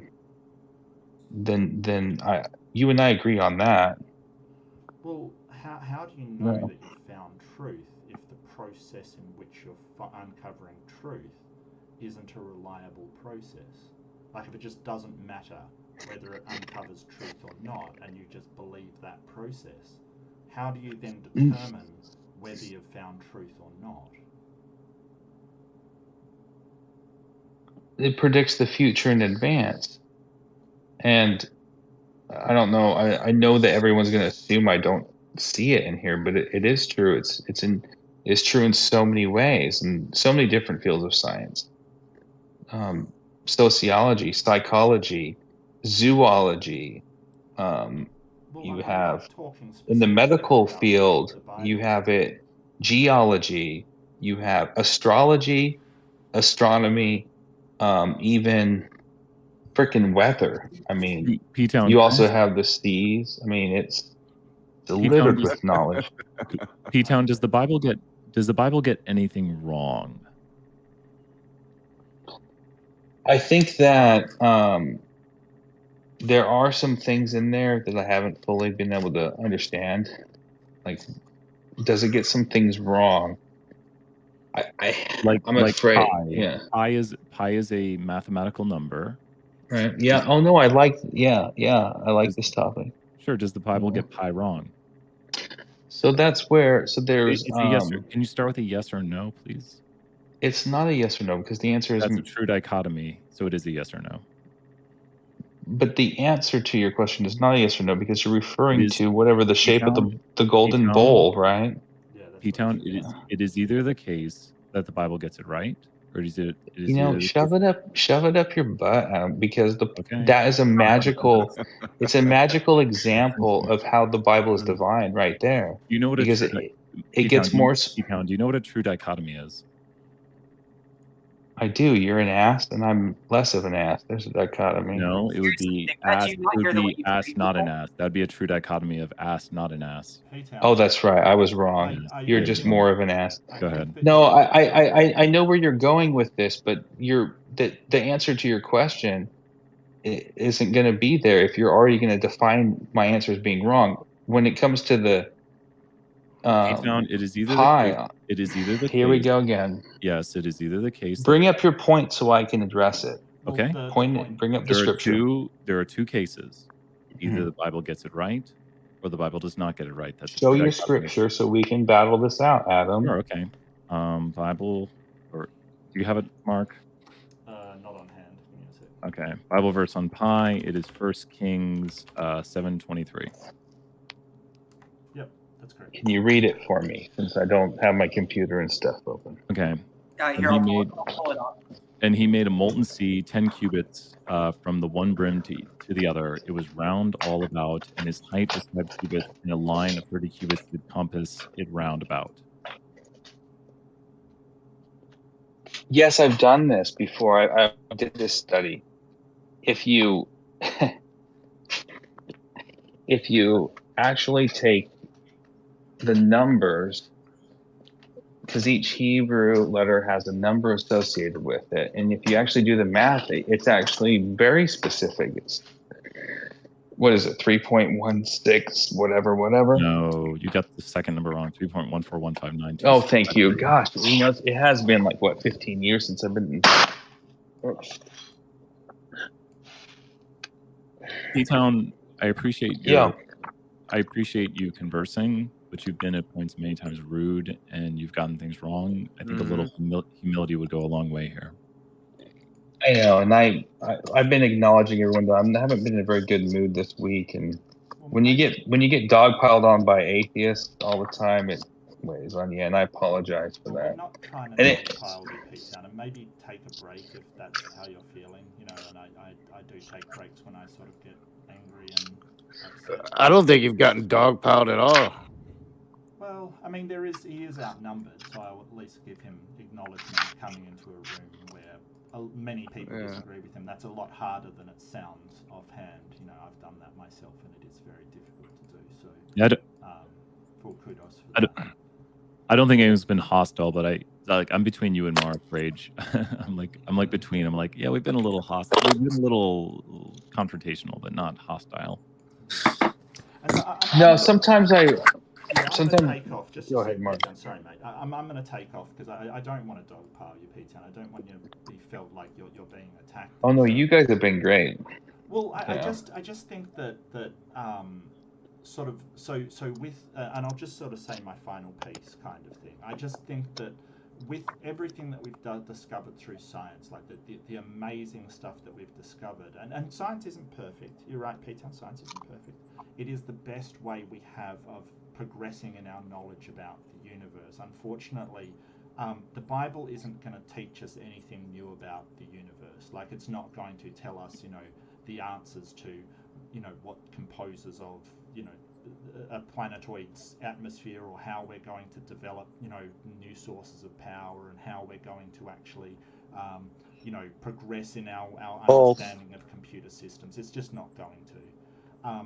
It kind of is the case that is what science does, and very well. So that is why I do put a lot of trust in science, because it has demonstrated to be a sound method, whereas reading the Bible hasn't. It can lead you down some wrong directions. So I'm not religious. Sorry, P-Town, I'm just not. And I have a question for you. Sure. Why is it that you're so interested in knowledge of a finite nature with regard to a finite object? Why am I interested in knowledge of a finite nature? I'm not sure knowledge is finite. I think that I don't know that for sure. That would be a massive assumption that, and plus I'm not going to know everything about the universe. I don't have that kind of time span, nor do I have that kind of power. So I'm not sure I could say that knowledge is finite at all. It may very well be that knowledge is infinite. So I think there's sort of a incorrect proposition starting off with. Why I'm interested in things of a finite nature is because that happens to be the universe around me, and I don't have a choice in which to involve myself in it. I'm here now.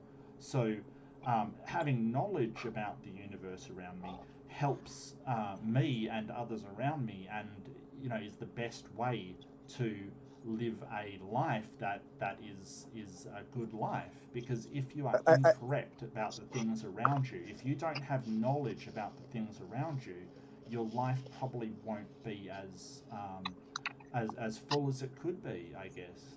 Does that answer the question? So not entirely. So what I had in mind was so it sounded, the way you were talking reminds me somewhat of the way this individual Elon Musk thinks, and it's a kind of the way I view it is it strikes me as somewhat what's the term, pantheistic and kind of idolatrous, where it takes an object which calls the universe, which is and it presupposes it as being all that exists, and sort of exaggerates its significance rather than seeing, rather than looking at it from the standpoint of its finitude, emptiness, and temporality, and completely loses the picture that the whole point of the universe is to glorify God, the creator, which is infinitely greater. Well, I don't know that that is the purpose of the universe. You'd have to demonstrate that in some way for me to believe that. So the universe is all that exists is, no, I don't believe that. I think that it is quite likely, although I don't know for sure, but I am open to the possibility that there is a larger cosmos outside of the universe.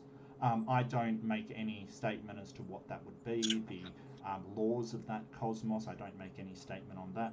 But I'm certainly not pantheistic, because theism is the belief in a supernatural entity of some sort, which I don't believe in. So I can't be pantheistic. Can there be sort of a naturalistic pantheism? I think there's some people that think so, like I think T-Jump thinks so, but I don't necessarily, I don't subscribe to that. I don't think you can be a pantheist without ascribing in some way that the universe is God, which I certainly don't do. So I think that's incredibly inaccurate, I'm sorry. and sort of I talk like Elon. I'm not sure whether to be offended or complimented, to be honest with you. He is an engineer. I do network engineering. I suppose that could have something to do with it. I'm simply, sort of telling you where I base my epistemology upon. I do base it on science because it appears to be the best process to learn what is true and what is not. If there is a better process, well, demonstrate it's more reliable and I'll believe it. But I don't think that sort of belief that the universe is made by a god for their so dignity is yeah. actually a supported statement. I think that's sort of just a claim. I mean, do you think that there's only material entities in sort of the realm of existent things, or do you think there's any spiritual entities in the realm of existent things? Like, do you consider naturalism. So I don't take a hard line when it comes to naturalism. I don't say there cannot be anything spiritual. I don't believe there is anything spiritual or supernatural because I have not got any evidence for it. But I don't necessarily say that spiritual or supernatural things cannot exist. As I said before, there's nothing internally illogical about the supernatural, but there's nothing internally illogical about magic or sort of extra-dimensional aliens either. I don't believe in the supernatural because there is no evidence for it, and a sort of more evidence to suggest that it doesn't exist. So you wouldn't even see the mind as spiritual? No, I'm not a dualist. Absolutely not. The idea that a mind can exist without a brain is all very well and good, but we've got sort of billions of examples of minds existing with brains and seem to be reliant on brains as an emergent property. And it also does seem, from what we've learnt about minds, that the complexity of the brain, the emergent property of the mind, seems to get more complex as the brain gets more complex. There's other reasons as well, like for instance split brain patients who have had their brain split and their mind splits as well. There is a lot of very good evidence to suggest that a mind is an emergent property of a brain. If there is minds out there without brains, I guess I'm open to it, but you have to demonstrate some sort of evidence of that, not just the claim that a mind exists without a brain. Well, but even in the way you were just talking, you do see the mind as distinct from the brain. You don't see them as identical. No, it's an emergent property. So it's like saying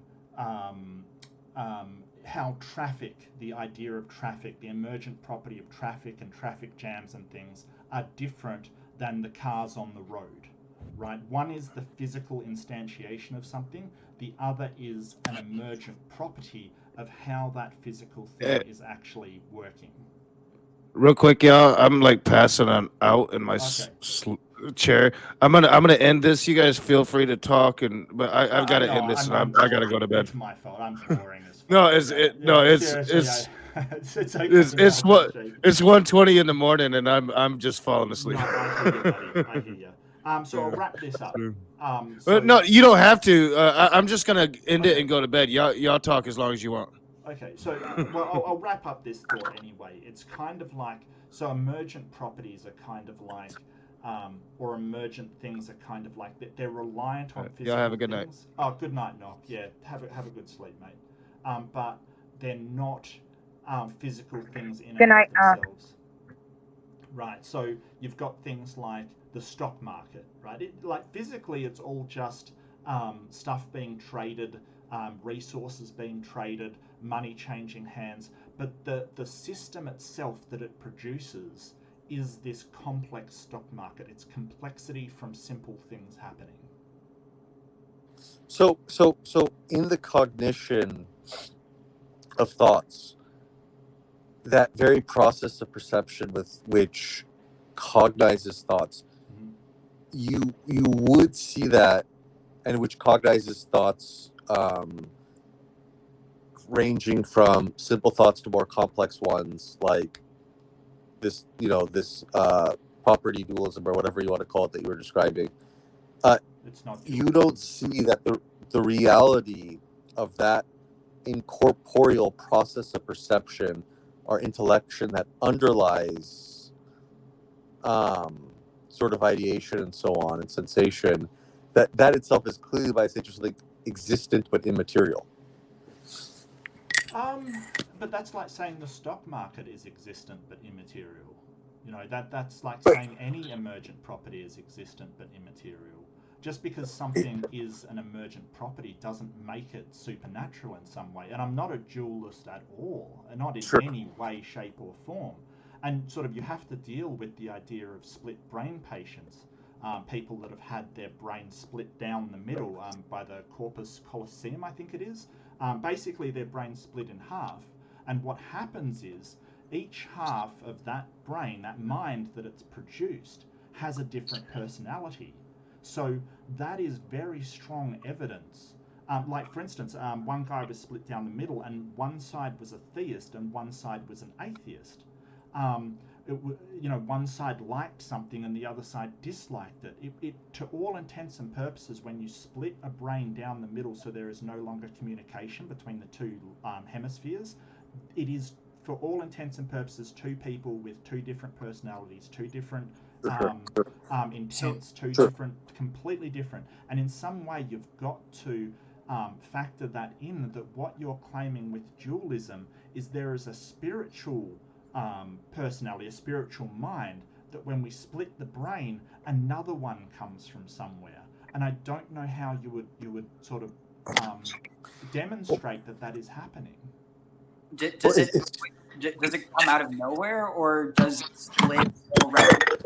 Like does it just split the brain in two? So it creates. It's almost like, for instance, you could look at this with the whole idea of Adam and Eve. Like, ultimately, was someone created, or like what actually happened in the grand scheme of things according to the biblical narrative? Because the idea is that, on one hand, it was that basically that Eve was created from the rib of Adam, but alternatively that Adam and Eve were once one being and they were split into two.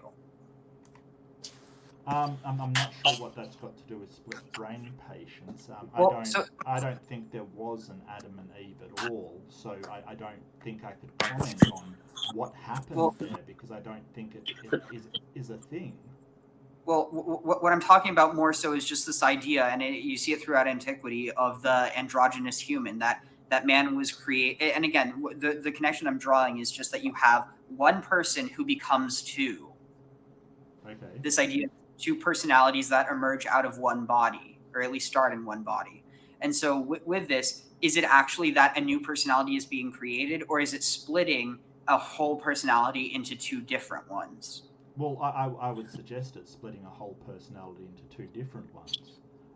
That the left side and right side are responsible for different things, and they seem to be split up into those two different lobes, or different hemispheres. I'm sorry, is more accurate. So they've done a lot of research on this and done a lot of sort of experimenting with these people, and it does seem like they're the personality we all have, between creative, logical, between different cognitive abilities, is split down the middle for where they think those cognitive abilities come from the brain. So it's not in a vacuum saying, hey, we just split it up and these things just went randomly. What neuroscientists are saying is we split it down the middle, and each personality takes care of that cognitive process where we think it originates in the brain.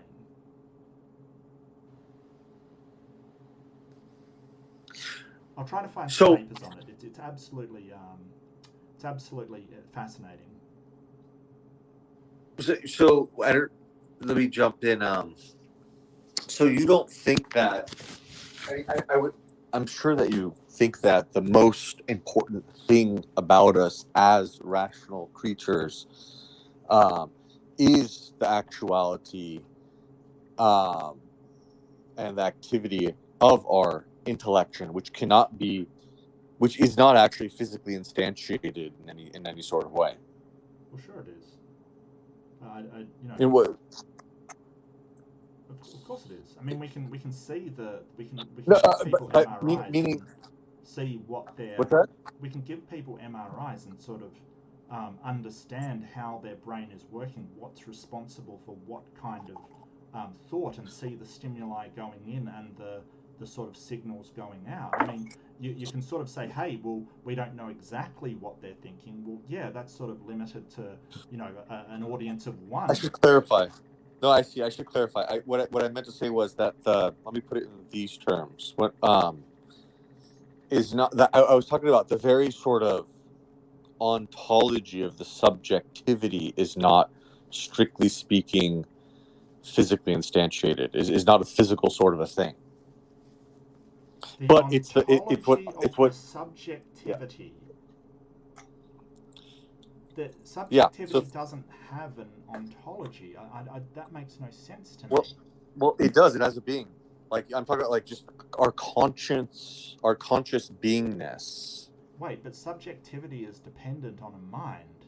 It's dependent on the interpretation. Yes, of a yeah. mind. I'm talking about the subject. I'm talking about like our center of consciousness and the reality of its being, or the center of our intellectual or rational consciousness, and it's being in the category, and it's having the category of being. So by being, you're using the state of being kind of usage, a philosophical usage? Yeah, something like that, yeah. Okay, so I think we're understanding each other now.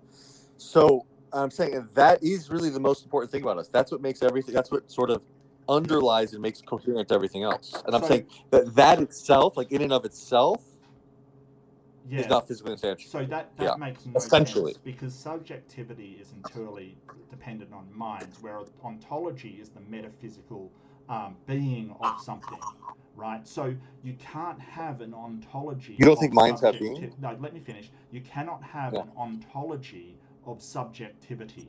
Subjectivity, I think you can. By definition, is dependent on the perception of a mind. It's perception based, where ontology never is, because it is metaphysical. So what I'm saying here, see, you're splitting those two things up. You're saying you're not a dualist. I'm saying I think that's a mistake. I think that's a wrong way of thinking. I think there's dualist in there. I think there's objectivity to subjectivity. Like there's self-awareness, self-consciousness. How can there be metacognition and so on? To subjectivity? They're kind of like the simple fact that you could have self-awareness of an eye, and so on. So if something is ontologically true, right? Something's ontologically true. Like, for instance, I am sitting in this chair. Ontologically, metaphysically, it is true. Now, that's different than our epistemology, which is our belief about whether you believe or whether you know that is true. So I'm not sure you're using ontology and epistemology correctly. Because if your knowledge is determined by something independent, completely independent of human minds, then it is objectively true. If your knowledge is dependent on something that is perception based, is a matter of subjectivity, it has to be interpreted by a mind, then subjectivity, it's subjective. So I think that's wrong. I think you got that whole thing backwards and upside down and mixed up. No, I didn't. So yes, I really think you do. You want to go look it up and find out? No. I'm not sure about this one. I'm not saying that there's people who hold those errors, but that would be a dualism that I think is incredibly problematic. So what is your definition of objectivity and subjectivity then? How are you using those? Okay,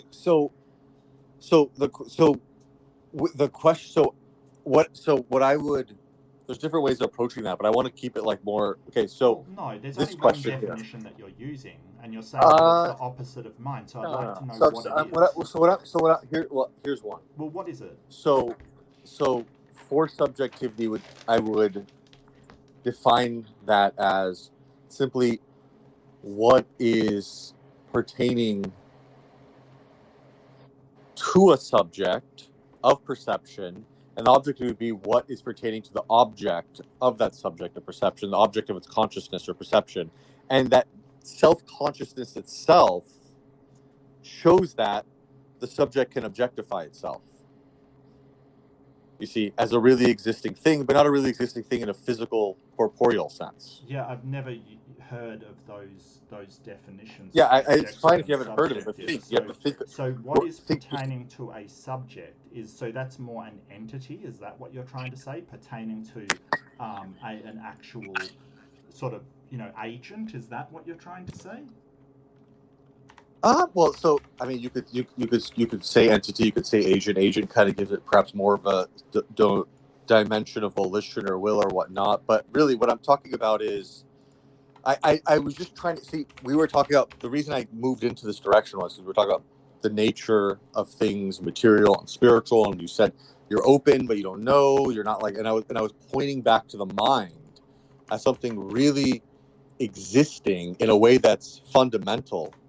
Okay. Well, do you want to make definitions down? So Oxford Languages sort of says the definition of subjectivity is the quality of being based on or influenced by personal feelings, tastes, and opinions. I don't mean it in that sense. Yeah, I mean it more philosophical sense. That kind of means it in more psychological or kind of more colloquial sense. So that's the definition in philosophy as well. No, the term subjectivity is used by different philosophers different ways. Like, for example, Sartre and so on and so forth. There's definitely different uses of subjectivity. So there's not just one simple definition usage. And I don't necessarily give primacy to the Oxford Dictionary as encompassing every possible usage of the term subjectivity in the history of philosophy and intellectual history. But I just like, you seem like you're wanting to ground it into ground what we're talking about in something external. I'm just saying the actual I'm trying to follow an actual process of thought, and I think I've defined things fairly clearly enough. But I'm saying the process of introspection. Good night, guys. And metacognition. The process of introspection, metacognition, makes apparent that there is a really existing mind called a spiritual substance or subject, without which you'd be a rock, and you couldn't apprehend any truth statements whatsoever. Well, yes, I mean that's a given. You couldn't evaluate anything. And I think that points to that doesn't necessarily. So I'm saying that points to any difference between a brain, because a rock doesn't have a brain either. We've been talking about intellect. Let's talk about will also. So what I want to point out here, that there's a sort of dimension of human experience. This is why I think philosophy did start with this giving primacy to self-knowledge, as Plato in his dialogues makes clear, and Heraclitus before him, the pre-Socratics, and Socrates and so on. There was and even in the East and in India too, you find this, and some early Chinese texts. Completely reject it. We're not talking about Neoplatonism. We're just talking about the foundations of Greek, Indian, and Chinese thought, really the foundations of philosophical thought and its origins. Self-knowledge was given a certain primacy. And this kind of spiritual psychology, because it's what's doing the thinking, and it's what differentiates from everything else that's not doing the thinking. So you can't just ignore it and focus on everything else. That's why I was kind of moving away from this materialism of, I don't know, trying to find an explanation for quantum gravity, or this kind of direction you seem to be going in when I first entered the conversation, to bringing it back to something a little bit closer at home. So close at home is often ignored, and which points to the existence of spirit, of souls, and so on. Okay, but it doesn't. How is it pointing to the existence of spirits and souls? How? Well, I don't know how much thought you've given it, or how much you've dwelt on it and investigated it prior to it more in-depth. As I said, when you're sort of making a claim and you're presented with, hey, what is the evidence you have for this claim?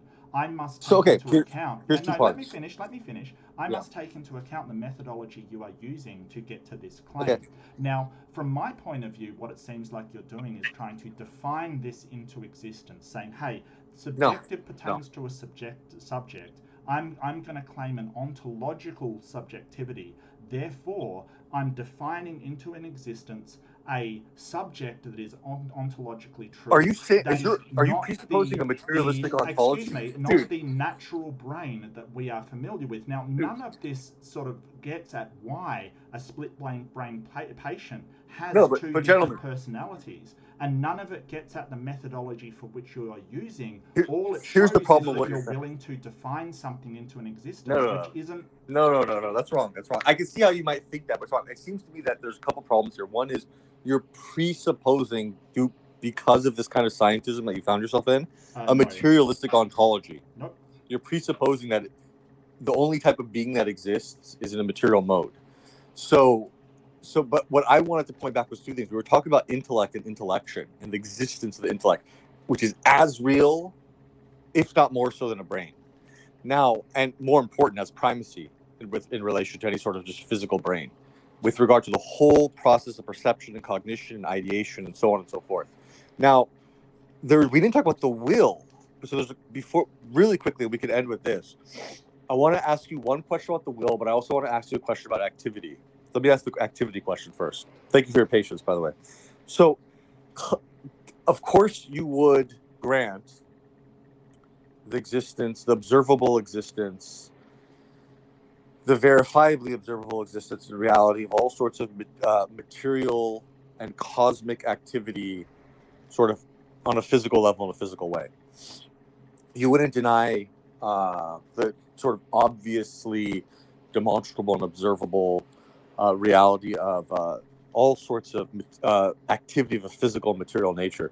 So I want to ask you about activity of a mental nature, because if you think that, if one way of looking at sort of the material aspect of the world is in terms of its motion and activity, which is one of the sort of essential properties, one of the essential things that it's doing. It's moving or acting in some way or another. It's involved in some form of activity towards some end.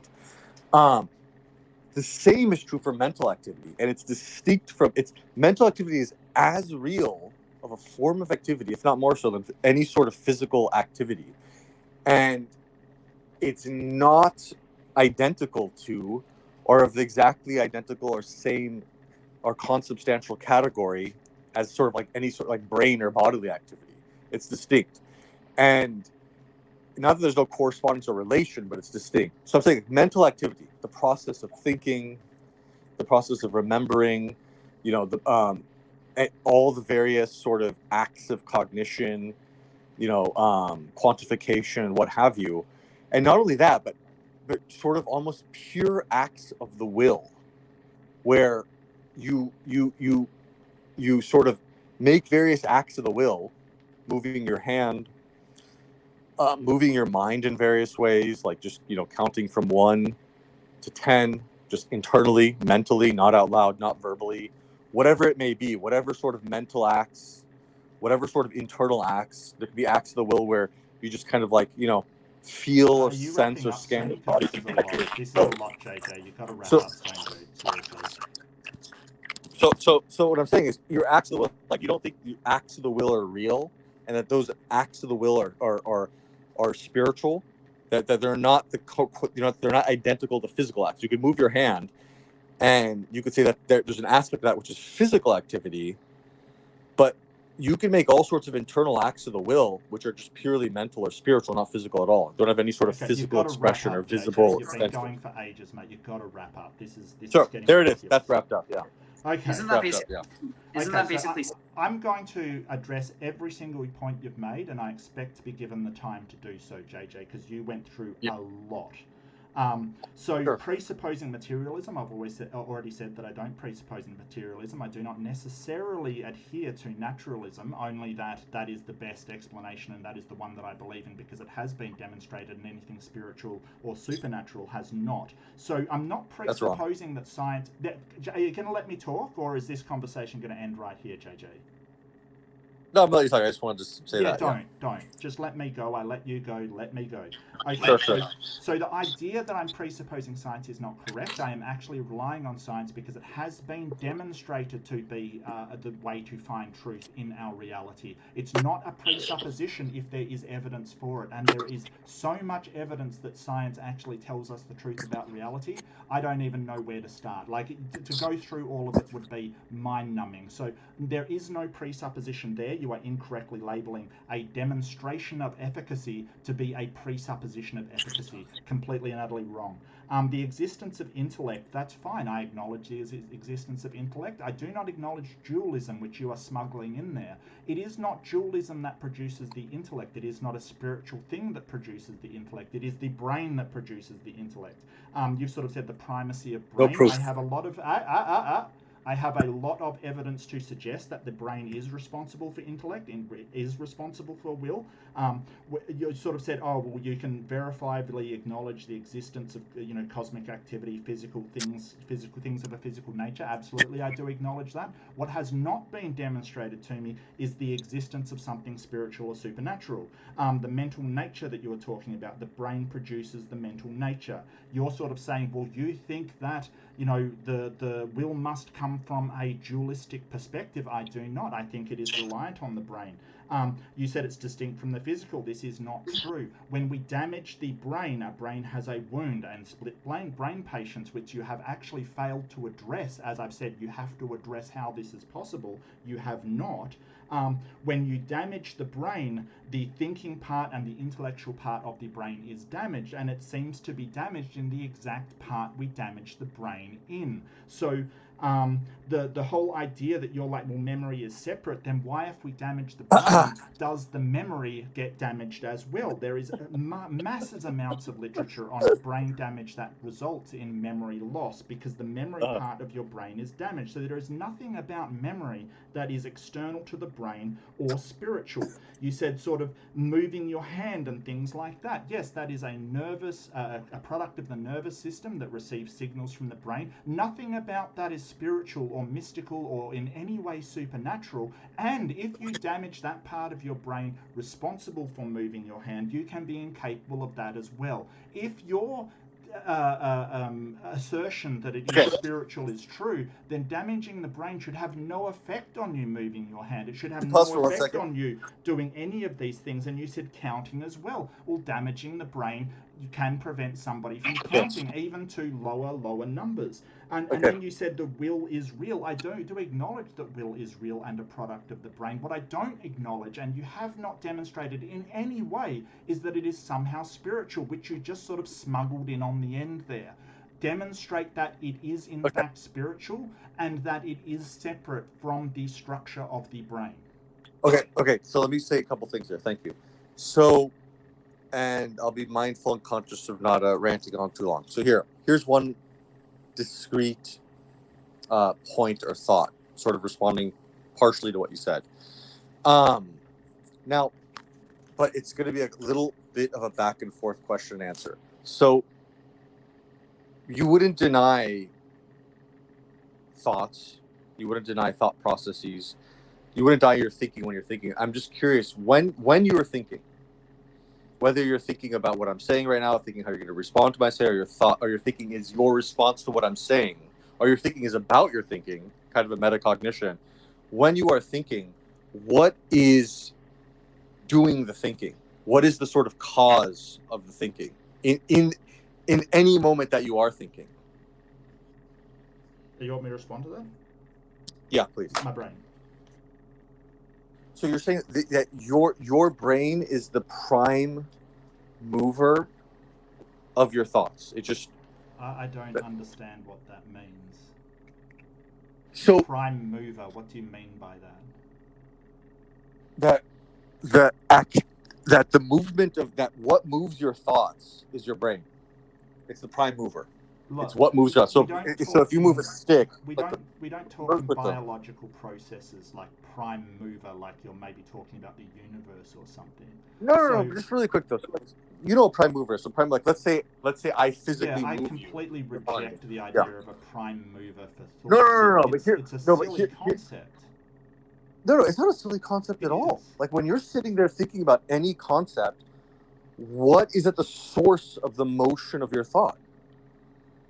What is the source of the motion of the thought? So our thoughts that our brain does uses a series of different systems. The hippocampus, the left brain, right brain, all the lobes within it, a neural network of systems all working, chemicals being pumped through, emotions generated by chemicals being adhered to it. We have nervous input. So you could argue, depending on your definitions of what a prime mover is your thoughts are your sensory experience, then processed by a brain, and then basically an emergent cognitive system that gets presented to you.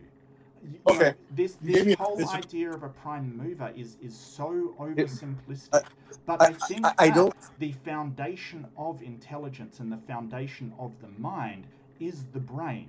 It is the thing that is creating that emergent property of consciousness. I don't think that's right. So let me give you two reasons why I don't think that's right. I don't care what you think is right. That's what I'm saying. And there is a lot of literature and science to agree with me that brain is the seat of consciousness. If you want, I can find papers on the brain being the seat of consciousness. I know people assert that that's never ever been demonstrated. Well, no, but it's never demonstrated to be something spiritual either. What's your point? No. See, so you can't just jump that. See, you do have a materialistic sort of, if not strict presupposition, certainly orientation or inclination. So with that thought, so I think you were a little bit too aggressively dismissive of that. But so with the notion of what I'm saying is like, you're basically, the explanation you gave me was an entirely physicalistic explanation. So basically you said that, so why do you even need consciousness? Why do you need consciousness? Because you're basically telling me like, what is at the source of thoughts? It may very well be an evolutionary advantage to be conscious. But you're talking, but what you just described, what's your name? Mark. Yeah. Is there was, well, there's just kind of like physical sort of causes, and these physical causes somehow or another produce this whole conscious, volitional, moral process that has. So where is your evidence of a non-physical cause of the mind? A non-physical cause. I mean, so where's, see, I think on this basis, I think we could see that the fact that we could choose our own thoughts. No, we can't see that at all. Where is your evidence? Yes. Evidence, not just a claim. No, JJ, not just a claim, not just a we see this.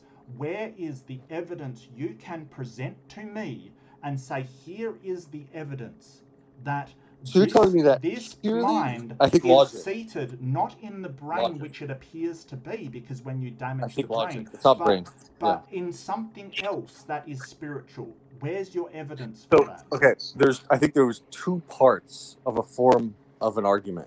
Now, one part is the fact that the sort of incoherency of the position, the sort of implausibility and just extravagant, I think, in the extravagant implausibility of the position, that completely, essentially random, unintelligent, completely, really quick, completely. Well, okay, I'll put it in one sentence. That's very quick. Of the position, which is completely random. This extravagant implausibility. Here's one sort of almost negative argument. The extravagant implausibility of the position that completely intelligent, random, purely material processes would give rise to states of hyperorganization, such that as a result of that hyperorganization, there's produced a completely subjective order, a completely sort of intellectual order of reality that is able to now intellectually, from almost a metaphysical position, comprehend and reconstitute that entire process accurately and correctly. Okay, so what that is... Like, that just... No, JJ, I want to address your point, because I don't want you to keep going on, and then what I've got to do is go back over every point, and then, basically I feel like I'm going to lose you, because, you can't seem to keep up. So, and I know... I don't know if that was fair. I don't know if that was fair, but JJ, I think that you're aware that that's Gish Gallop, right? You're aware of that. I think that you're too intelligent to not know that bringing up, 10 points in a row is Gish Gallop. Okay, I think you're smart enough to know that. I think you're smart enough to know that what you just described was an argument from incredulity. You basically said, I think it is implausibility of the position that random things, and then you went back on random because you didn't want to say random. It's completely extravagant that it was produced naturally. That is a argument from incredulity. Your personal incredulity is no evidence that it did not arise naturally. Do you personally think that the process I just described, and with some fundamental massive gaps along the way that are just completely inexplicable, you think that's the best explanation? I do, yeah, because what we see is a development of brains in the fossil record. Well, the later fossil record, and we see brains that are less complicated as ours, and they produce less complex cognitive process and consciousness. So it is not a great leap to say that as brains become more complex, the consciousness and mind that they produce becomes more complex. And we can see this in a lot of different, even within people that we do brain scans and find out, hey, this person, you've obviously heard smooth brain, that the more chrelinations the brain has, the more complex their consciousness seems to be. Now, I can't point to, hey, this is exactly how consciousness arose, but I can see that brains can be more primitive and the consciousness can be more primitive. There isn't anything strange or weird about that. But what I noticed that you did not actually address is produce evidence that this brain is somehow seated in the spiritual realm. All you gave was an argument from incredulity that you don't think it could have developed naturally. That was the first part. Now, so that was the first part. So, but you have one problem in what you said, that the order of intelligence in human beings is of such a magnitude higher than any other sorts of animal beings. I never said that. That's misrepresenting me. I never said that. Do you think that's the case, though? No. I said that the complexity... You don't think... No. I said the complexity of the brain makes more complicated minds. I didn't say that humans are such a level beyond animals. No, we're such a level beyond some animals with very primitive brains, and we're not some levels beyond other animals with more complex brains. This is, I think, where you might be making a couple of mistakes. All right, now, point it out. So, like, just focusing on what I think might be the most important one. I'm curious what animal you think out there is even sort of in the comparable domain of the level of the sort of complexity of self-reflective consciousness that we have. Dolphins. Dolphins aren't doing philosophy. Dolphins aren't doing abstract logic and mathematics. Dolphins aren't, producing, metaphysics and spirituality and religion, the higher order arts and civilization. And it's not their brains. It's because they don't have hands to have tools. Opposable thumbs.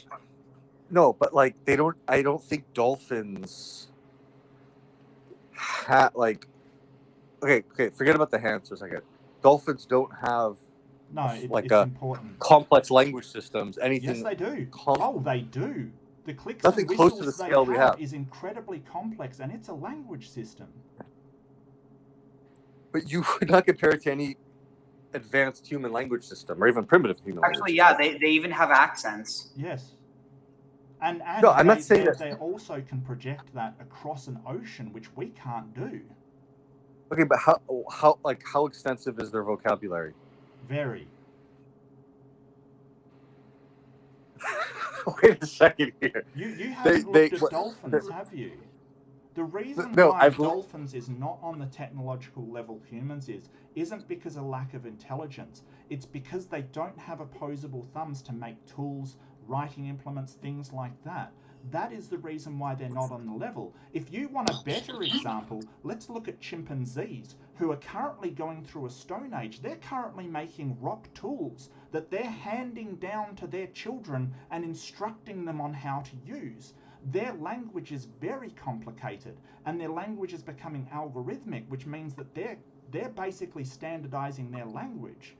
Chimpanzees are actually coming up to where humans were in the Stone Age.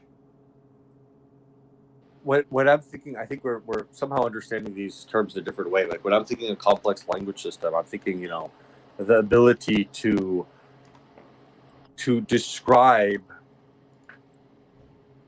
Well, look, even if all other intelligences are way below humans, as you're sort of claiming, it still doesn't get you to how intelligence is seated in a spiritual realm. That's what I want to know. So wait, no, okay. So I'm not. So there's a couple things here. So I don't. When you say it, I don't. When you say seated in a spiritual realm, I don't know if I'd put it exactly in those terms. And I'm not saying that there's no connection or correspondence to a physical body. I wouldn't just simply, and that. But what I'm trying to say here is that it's when we're talking about the soul, and I don't think you would want to say that human beings don't have rational minds. We don't have don't have a soul. Like, can you point to that? Do you have evidence of that? So, what do you like? I'm not sure what else you would call what distinguishes. Well, again, if you want to say that intelligence is somehow having a soul, then all you're doing is defining a soul into existence. When I'm talking about a soul, it's talking about a supernatural essence that is above the natural world, that isn't part of the natural world, something eternal, etc. So you've got to make clear, are you using soul as a metaphor for intelligence, or is its own thing in a supernatural sense? How are you using this word? Interesting. I was just going to say really quick, interestingly enough, that actually is one of the contexts of soul in a Hebrew context. There's multiple words, but the word nephesh could mean either soul or body, but it basically means like consciousness, like the part of your body that's conscious. Well, if you're using it as a word for consciousness, I don't have a problem with it. Like that's fine. But I'm gathering, JJ, that you're not using it as that. You're using it for something that is outside of the natural world, and so I'm going to need evidence for it. So I mean, here there's a couple things here. Now, how would you define physical things? I'm curious. Like, what would you say would distinguish a physical thing from a spiritual thing?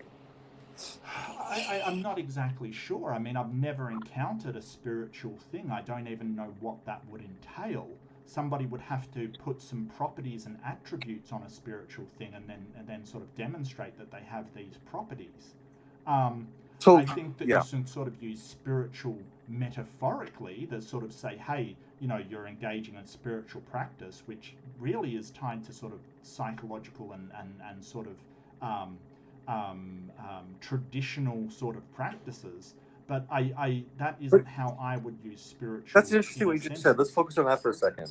That's a metaphor. So No, I don't think it is. So I don't think it's just a metaphor. So here, let's focus on that for a second. That could be helpful. So I think what I was trying to get to is you yourself are a spiritual thing, and I think it's not really correct to identify yourself as just simply define spiritual for me then? Can you make a definition if you sure, let's try it for a second. So if you were just a purely physical body, there'd be no use for this terminology of person, psyche, psychology, psychological, mental, spiritual, and all these other categories and terms. You would just simply focus on the brain and parts of the body, and it'll all be very simple and straightforward, but it's not so simple and straightforward. Now, hold it. Yeah. So by saying, yes, I realize that there are physical things, but when I say physical, I'm referring to a concrete, something that in fact exists. So I wouldn't say the mind is physical. However, it has a physical origin. Just like the stock market is not physical, but it has a physical origin. What I'm not saying is that only the physical exists. If you're using exist to mean, it has some sort of presence, but I don't think that is any kind of physical or concrete presence, just as an abstract, like a color is just an abstract. Like maths isn't physical. It's just an abstract. But maths isn't real. Anyways, we could talk about that for a second. But anyways, so you said maths, M-A-T-H-S? Yes, maths.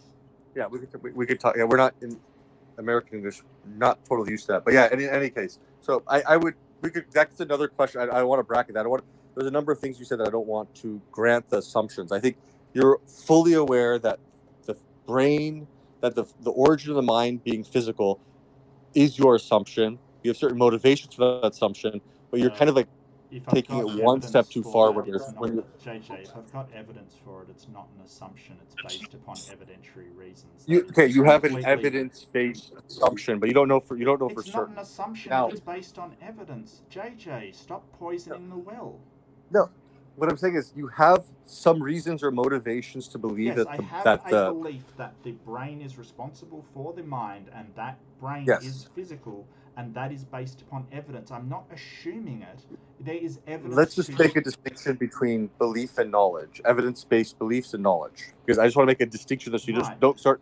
No one starts confusing themselves that something is actually the case. Things otherwise. What is your evidence? And see, this is the thing, JJ. I can't seem to get at you presenting evidence for the mind being based upon anything but the physical. Every time I ask, every time I ask, you are down some tangent talking about, let's redefine spiritual and let's redefine. No, what is your evidence? Okay. Let me make 3 points to that. Now, you would agree that just because you don't have evidence for something at any given point in time doesn't automatically negate and include all possibility of it. Doesn't make it somehow some sort of metaphysical impossibility. So you can't just do this recourse to like imminent evidence. The recourse to imminent evidence is not sufficient. To believe things without evidence. I'm not saying no, JJ, because this is where you have done a complete shifting of the goalposts. Because we're saying, what is your evidence for this case? And you've gone to, well, if something isn't ontologically proven to be irrational and illogical, like in a modal logic sense, then it's fine to believe in it. No, that does not present any evidence. You're just basically saying, hey, if I can't prove to be being illogical, like a modal logic, then that's my evidence. That's ridiculous. Here. Let me try to give a few more points. Wait, but I do have to sadly get off the phone because I was just told I'm being too loud. It's like 11:02 in the evening here. Bigfoot is hold on, illogical. a couple more Santa things. Claus isn't illogical. Let me say a few more things. There's tons of things that are not illogical, but we still don't believe them because there's no evidence for them. I think you're jumping the gun. No, I think you're making certain premature conclusions because irrelevant. No. Okay, but hold on, Mark, 1 second. Sorry, I do have to get off the phone. This isn't a defeat, but a retreat. I do have to get off the phone because I was just told by someone I live with that I'm being too loud. It's 11:03, but let me just make 2 very quick points here. Just 2. Hold on, 1 second. Okay, so what is your evidence for this? Hold on 1 second. So 1 point is this. Remember, you talked about spiritual exercises and practices. Now, when we talk about physical exercises and practices like weight training and so on, there's something there that has some sort of substance in which there's causes, interactions, and relations that produce effects. Similarly, in the psychological or mental domain, when we're talking about spiritual exercises and practices, which granted the existence of these things, we have something there where there's causes of a certain order going on that aren't purely material because they're also mental, but there's actual causality at play between relations which produce certain transformative effects and so on and so forth. So we're talking about a sort of entity that's there that isn't purely physical, and in which cause and effect relations are occurring. Okay, so that is completely irrelevant because what you are talking about are practices in a feedback system. So those sensory perceptions and those senses that we extend out into the world have an effect on the brain, and we can monitor that in MRI machines. You can also take medicines like physical chemicals into your brain that will also do the same thing. So none of that points in any way to something above the physical brain being affected. So could you then answer me this question? Of how neural pathways work? Well, so could you then answer me this question though about that? So when you're observing your own mind and your own mental state, let's say for example its level of concentration and so on, and then your sort of self attuning or self modifying your own level of concentration, what I'm trying to get at it, there is a causality at play there. There is a kind of source. There is a certain kind of activity that's not purely physical in nature. There is a certain kind of causality at play, and there are certain transformations that are taking place that are sort of not complete, that are somewhat phenomenological in nature, that have a qualia or qualitative dimension to them that aren't simply qualitatively graspable and representable. So how do you that qualia dimension, how do you account for that? So you obviously have no idea about neurology, so I'll explain to you how these mental exercises work. Okay, so when we have neural pathways that do not connect or are very lesser connections, and the neurons will fire down a certain pathway, they will fire down the pathway it had always been firing down, and that is how behavior gets set in. What we can do through mental exercises is change the pathway of that neuron down a different one, or create a brand new pathway that was not there before. Repeated interaction strengthens the pathway and changes the behavior, therefore changes the phenomena that we see from a person. That is how behavior is changed, and I can reference tons of papers to that. The neural pathway is the reason for behavior. Chemicals change the way that those pathways are formed. All of it is physical. There is nothing above the physical going on. And just because the mind is involved with giving the feedback into that system does not make it outside or above. And I notice that you still haven't provided any evidence for your claim that the mind is anything other than a physical system. All you've done is assert it and then bring up things that you're incredulous about. Well, no. So there's a couple of things there. So I mean, I am somewhat. So there are certain arguments for the immortality and immateriality of the soul and so on, but apart from that, I mean, you know, I'm not completely closed off to, for example, Blessed Duns Scotus's arguments where he says, well, you know, maybe there's a debate about how. Well, how these aren't evidence, and I'm still waiting for the evidence that this. Look, all you're doing is sort of dodging and ducking around, presenting your No, evidence. because it is possible. No. There could be a point you're making here. You have to present some evidence. Now, evidence has to be evident, right? It has to be a positive, conclusive basis. And a demonstrable basis to someone for why your position is in fact true. Going to, hey, you've got a problem with this thing, you've got a problem with that, forget about my problems. Present your evidence that what you are claiming is in fact true. So there's a couple things that I reject the epistemology that claims that all essential knowledge can be based on purely sort of experimental demonstrations and so on, even purely rational demonstrations. You know, so that I think we have a different epistemological framework here, and I could say something about that. But the point I was trying to make, that when you were talking about the involvement of the mind, everyone knows these things about the neural pathways. This has been knowledge in neuroscience that's been all over the place for decades now. So what I mean is, but when you describe that, so I feel like sometimes you'll make certain rhetorical moves which will try to like diminish my knowledge of certain things, but sure, I'm not claiming I have all perfect knowledge of all physical sciences, but some of the things you're claiming those two are just fairly elementary stuff. But when you were talking about the involvement of the mind in that process, see, like, this is where I keep catching you, like that involvement of the mind, like it's you're making it you're kind of saying the only real causality is in the brain, but then you're talking about this critical dimension involvement of the mind. And I'm not sure how you're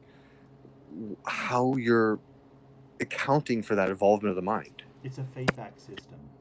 It's like when you have the stock market that comes up, the current state of the stock market is fed back into the physical things that is happening, and that changes the next output. It's all understood as feedback loops, and the mind feed back into the system through emotion and through thought and through consciousness and through behavioral action, and can change the pathways that the neurons go down. I didn't mean to diminish your knowledge, but you kind of say that you understand this, but then you've completely ignored it to say, well, there must be something else. What you're not doing is presenting every evidence for anything else. All you've sort of done is miss the feedback loop of the mind as an emergent system from the brain, and then said, well, there's got to be something else. Why does there has to be something else? Well, because there's one problem with that. Not only is there kind of like what you might call bottom-up causality, but there's a top-down causality. So there could be certain physiological, let's call them changes, that could affect certain, for lack of a better term, I don't know, mental changes, let's say. I'll just speak very simply. But simultaneously, in the kind of processes I was trying to describe to you, we're talking about changes in sort of, again, speaking simply, the mental state that now in a top-down sort of vertical or reverse vertical causality affect transformations in the brain state. Now, how is that happening when there's no physical causes for that? Okay, so this idea that it's top-down is completely smuggled in there, and I don't know why you're going to this point. And this is why I sort of bring up you don't understand this, because to say it's top-down and have basically unconscious reactions that you can't control happening there speaks to a middle or top bottom-up system, because your unconscious reactions may in fact override your mental mind. Your fear reaction may completely override it and people go blank. That is not a top-down system. That is not a system where the conscious mind is in control all the time. In fact, there's only a very, very small percentage of cognitive processes that you are in fact control over. And we can see that from people being unable to control things like addiction, being unable to control what they do. None of this is misunderstood by science. All of it is understood. And so the idea that that is a top-down system, I have no idea where you're getting that from.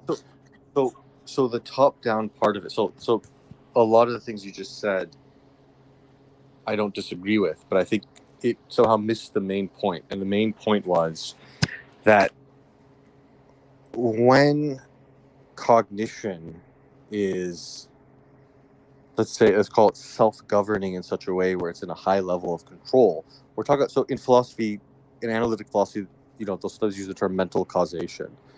Now, and I'm calling that mental causation that has ramifications that ultimately trickle down to physiological transformations. I'm calling that a kind of a top-down causation from the mind to the body, not just from the body to the mind. Well, most of the physical transformations has nothing to do with the top-down mentality. Most of my body works without me actually consciously thinking about it at all. I breathe, I collect things, my blood goes around my body, veins and things expand, contract, I build up gas, I reroute things, I do all kinds of things, and none of it my consciousness is involved with at all. So to suggest it's a top-down system is so fundamentally Oh, not completely. Not completely. No, I'm not suggesting it's completely that. I'm just saying it's that at least some of the time, or in some ways. In some ways, yes, but the whole idea that this system is top-down instead of being a no.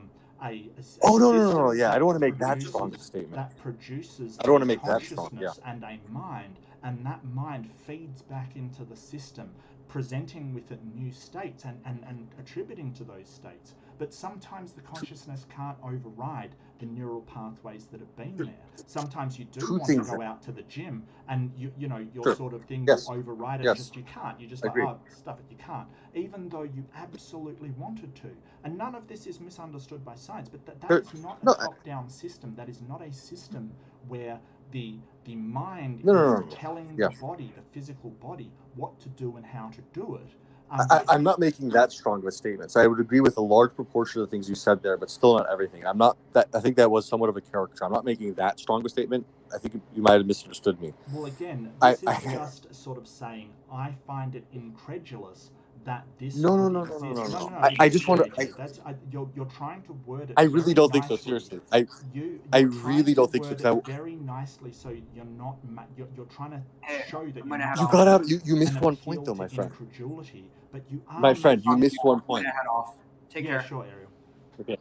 Yeah, but I think there was one point you missed, and that was you did grant, but you didn't dwell on it. You passed over it. That there is the existence of this phenomena. I'm not saying the whole system's that way.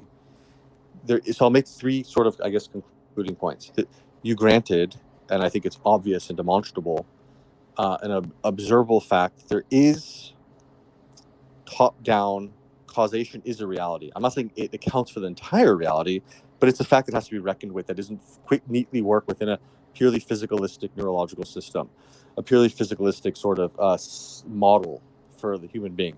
The other thing I would add is that we have no actual existing explanation of the causation for how something like the mind, which we barely understand, can be generated out of the body. We don't actually see that move. Like, where does that move take place? Can the move of the generation of the mind for the body, is that actually being demonstrated? It's not. You know it is a gap. Now, there is an explanatory gap there. Now, that's not like an aha, I got you moment, but that is something that needs to be kept in mind. But the last thing I would ask, this is kind of perhaps the most interesting and fundamental one. You said you've never observed or had demonstrated to you any sort of supernatural, spiritual, or divine reality or entity or experience or anything of the sort. That is very interesting. And I just wanted to make one suggestion. And some people have called it like the atheist's prayer or something like that, or the agnostic's prayer. And I think it would be worth... I wanted to just kind of propose to you this possibility of a prayer. And the prayer goes something like this. And it could be in any way you want. Here's kind of the essence of it. Oh God, if you exist, I have doubts that you exist. I don't believe you exist, but if you do exist, please reveal to me your existence some way that's beyond a shadow of a doubt so that I can have some evidence for your existence, have some experience of supernatural and divine spiritual realities, and so I could have some proof so that I can get out of this kind of physicalistic model. Some sort of prayer like that, I think you have nothing to lose, and it's worthwhile to utter that prayer. Okay. So first off, the whole idea that a system is top-down or bottom-up. So you're misunderstanding what a top-down and bottom-up system is. So a top-down system is usually created so there is a organized and coherent way that one system is governing all the others, a sort of distributed system with a master in control. A bottom-up system basically has a number of different individual systems linked up to make one, and they sort of cobble together. That doesn't mean that any independent system in the bottom-up system cannot be in charge of the entire system. It doesn't mean that. All it means is that you have individualistic systems that have been meshed together, so some are working at some point, some are working at the other. What we see in a top-down system is a complete well-designed and oiled machine that all works in concert, which we don't see with the brain. The brain, I don't know how you can sort of say it's top-down, but you're sort of trying to intimate that if the mind can take control at any point over any amount of systems in the body, in the physicality, then it must be a top-down, and that is not the definition of a top-down system. You have that completely and utterly wrong. There's no existing explanation for the mind. That is just an appeal to ignorance, and you know it. That is a God of the gaps fallacy. Just because we don't know how the mind is produced, exactly how, which is the hard problem of consciousness, does not in any way point to anything supernatural. You need to provide evidence of that yourself, not just say, hey, we don't know, therefore I'm inserting God. God of the gaps. Absolutely textbook God of the gaps. And the idea that I can sort of do a prayer and I'll get a spiritual experience, I wrote it down, I'll do it right now. And I'll be sincere. I'll be 100% sincere, JJ. 100% sincere. Okay. Okay. Oh God, if you exist, I have doubts. I don't think you exist. If you do exist, present yourself, so I have proof and can demonstrate the soul and get out from under this materialistic viewpoint. Okay. So Okay. Thank what's you. supposed Yeah. to happen? I mean, I don't. Well, no. Well, don't worry about that. But we not? can go back You and sort forth. of We said can it go back was- and forth all night. Well, you Well, no, said- we'll see. We'll see what happens. We'll see what happens. I'm not saying anything would Okay. immediately. I didn't make any claim, or I didn't mean to express any implication that anything would immediately happen. But what is supposed to? or Like, instantaneously you can't just happen. sort of say, "Hey, I do this," and then who knows? Well, what is supposed to happen? As a Catholic, I believe in God. I believe God has revealed His existence to me and His grace to me, His presence to me, and more times than I can say innumerable times, more times than I can count or imagine. And He Himself says in the Scriptures that He will reveal Himself to those, His existence to those who sincerely seek Him, and He will reward those who sincerely seek Him. And I just thought that prayer could have What's supposed to been happen an opening. I don't know. We'll see. We'll see. No. You've sort of said, "Hey, you should do this." Maybe what will happen. Maybe what will happen is, and I will also pray for you. But maybe is that if I suddenly start believing, you'll go, "Hey, that worked," and if I don't, it sounds like it's you're not so trying simple. to blame me for that. No, I'm not blaming you for anything. Now you said you need evidence. You want evidence. I respect that, and I understand that, and I've been there before. And I'm also going to pray for you, and I'm hoping that yes, you will experience like the divine or spiritual presence of God, and it will give you what you need and what you find to be legitimate and satisfactory, and will open up a possibility of further exploration. What does it mean if I don't? Isn't that evidence against God?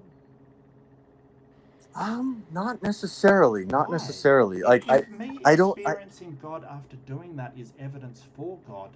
Why is it that if I don't experience something, why is it not evidence against God? I fail to understand that. I'm absolutely convinced that the existence of God will be revealed to you. Yeah, I get it, but you can't provide any evidence for that.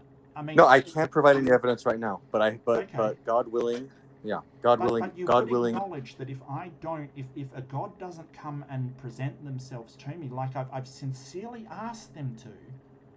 Then it's evidence against God, maybe not for you, but certainly for me, right? Yes, but I wouldn't go so far as to say that man is the measure of all things, or one's individual subject is measure of all things, such that one's experience exhausts all the possibility, the entire possibility of all. I understand that that's a useless, like, to me, that's sort of, you're basically cherry picking your results. You're basically saying, hey, if it works, it's true. And if it doesn't work, it's not evidence against. I'm going to throw it out. Right? No. But you said what? I don't know what your life or experiences is going to be like. And people have even had experiences, but then they end up. That's fine. They've had. That's perfectly fine, JJ. But if me doing this prayer and God appears is evidence for God, then me doing this prayer and Him not appearing is evidence against it. That has to be the case. So no. There's a couple of things here. So you first, earlier in the conversation, you said you didn't deny that no one does. Period. You said personally you've had no experience, or you've had no sort of proof or evidence of any sort of supernatural existence around it. But you're not denying the possibility in principle. Right. Not now, possible. Yes. That's right. So for that reason, I thought. That's why I wanted to bring up the prayer. Now, I'm not saying you're saying, okay, this sounds kind of ridiculous. You're telling me to pray one time and you think there's just some sort of like necessary causality and now where it might not be that simple, but I would hope that you would pray that more at certain times. When the inspiration or the wonder, like is there something beyond this material world or existence, or is there transcendent reality? Is there transcendent spirituality? Real talk, JJ. It sounds like you want me to convince myself of this, like straight off the bat, and just keep repeating it like I believe it until I can. No. I don't want you to. Not like a mantra. No. That's exactly what it sounds like, because that's not what I mean. Said that I'm going to repeat a prayer to the flying spaghetti monster over and over. it kind of sounds No. like you're telling me to convince myself of that, and I don't know why that would be a reliable way to find out what's true. Because what we're talking about is evidence for something's being true, and your evidence appears to be, we'll repeat this thing until you think it's true. That's not a good methodology, mate. No, so no, that's not what I mean. That would be terrible. That's not what I mean. I don't mean something that's like almost like a psychological self-conditioning. Yeah. And that's not what I meant to communicate. And well, then, then I think that I would take it as if God presents himself to me in some way, that I know that it's definitely God. Then that's a good methodology. That's if I can say, hey, I want God to present himself, and if God does exist, I really want him to.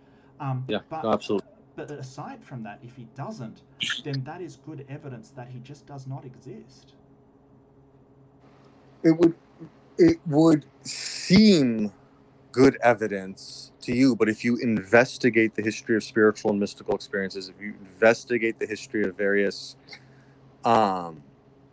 things that aren't easily accountable within sort of, for example, the motives of credibility, if God did exist, surely there would be some form of divine revelation in the world that would help human beings to have knowledge that transcends the limitations of their senses and intellect, which would be critical to them if they really are more than just a material being in a material world. Yeah, and I'd love to transcend the material limitations of sort of my intellect and my mind, but there's nothing to suggest that a God can do that. There's nothing to suggest that is in actuality what is happening, rather than people just believing there is a spiritual component to the universe. There's no demonstration that this spiritual component is true, and you couldn't demonstrate it. There's nothing that suggests that in any way, shape, or form. And believing that you have transcended the physical doesn't mean you have transcended the physical. And just on spiritual worship, the problem with it is it's unreliable, because lots of people have spiritual experiences and they come to contradictory conclusions. Things that are contradictory. Hindus believe in this pantheon and that a certain Shiva created the universe. You believe that God did it, or Yahweh or El or whoever you think did it. They're both using the same methodology, which is spiritual experience, and they come to conclusions which cannot possibly be congruent with one another. That is only partially true. Now, that is true with regard to natural religion. So you have certain systems that have risen up and have aspired to a knowledge that transcends ordinary limitations of the mind and senses. But in the claim of Christianity and the Catholic Church is more than that, and that God has actually come down to our level and revealed what is beyond purely human. I don't think you've transcended anything. I think you're just still using your mind like I am using my mind. And when you say you've transcended the physical limitations of your mind, I don't think you have. And you can't demonstrate to me that you, in actuality, in reality, have actually done that. So there's a couple of things to say to that. So there's sort of two sides of that. So like the more, again, and I didn't want to get into all the details of some of the things you said earlier, because again, we'd be here all night, because we were talking about top-down system. I didn't mean top-down in exactly that way.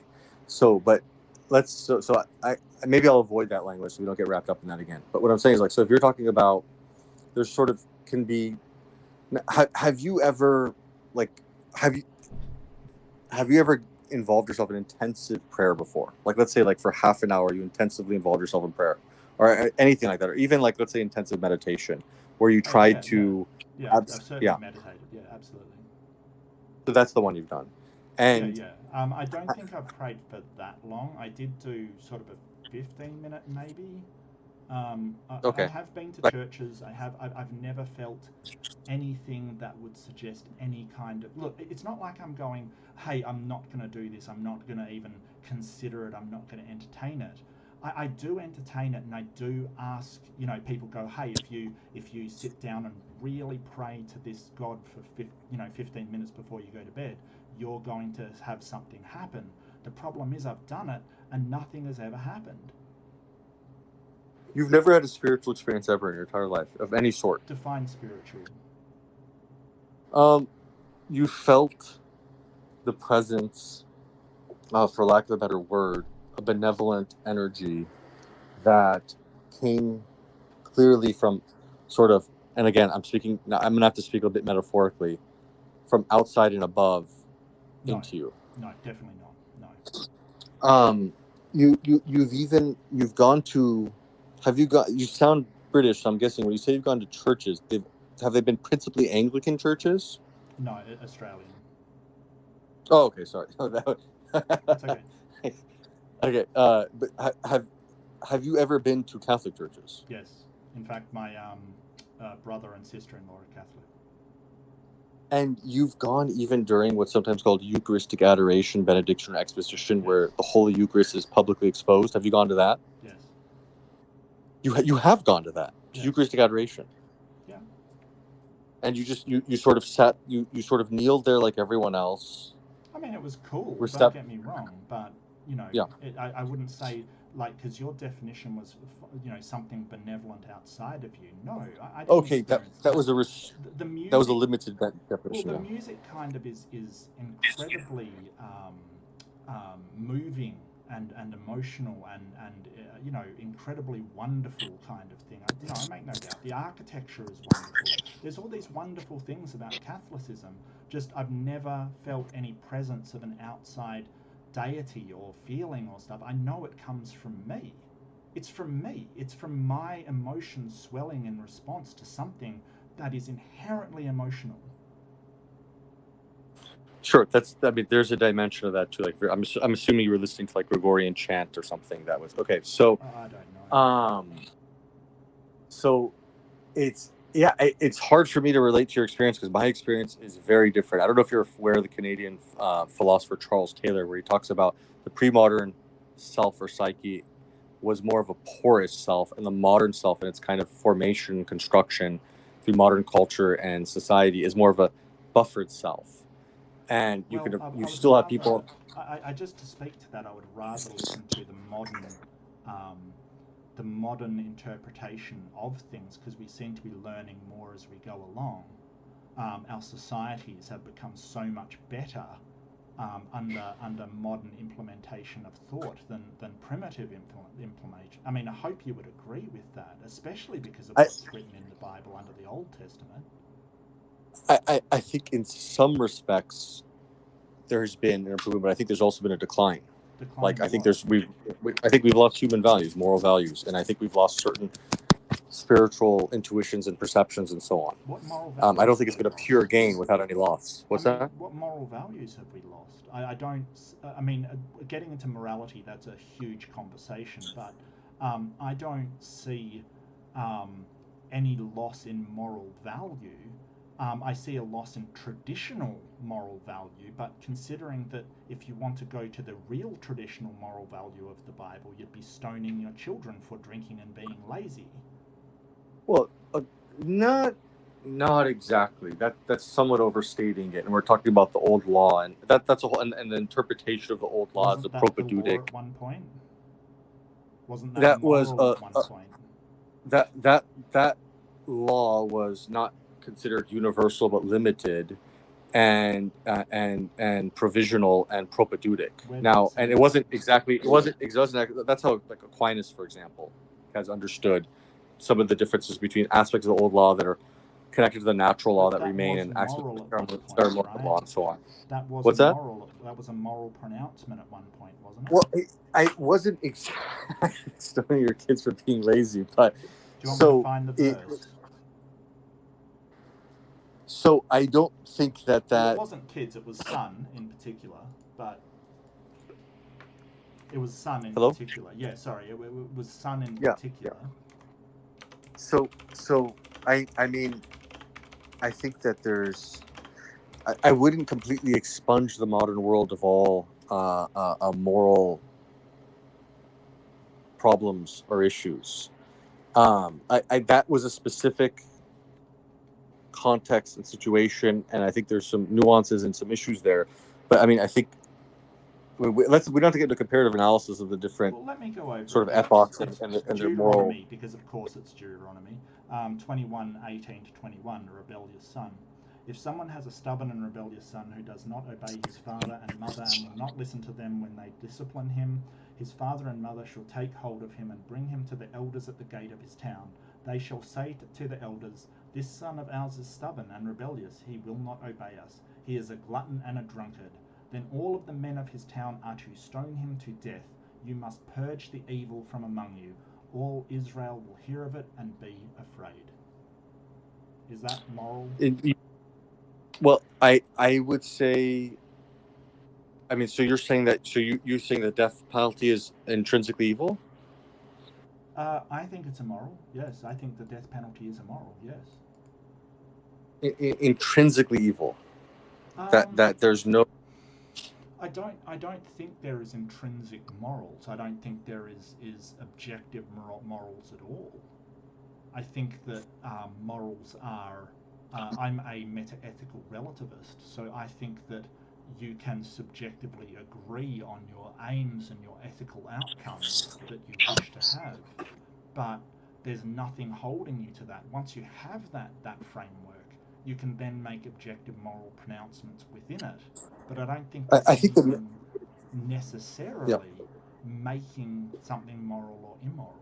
What I don't understand, let me kind of flip it for a second, Sure. is how we sort of within the system of thought that you're operating, how you don't see or experience any sort of necessary connection between that and a kind of a state of kind of moral nihilism or something. Because certainly many like that was what was interesting about Friedrich Nietzsche when he started to embrace this more modern worldview that was arising. He saw it as an utter catastrophe that led to a kind of, if you really thought deeply about it, a kind of cosmic nihilism. Like you know. Yeah. So nihilism is sort of the belief that it's purposeless, it's useless, it has no function, and I don't think that of morals at all. I think that they're incredibly important, but I also think they're a social construct. They're things that allow us to work in the social way that we do.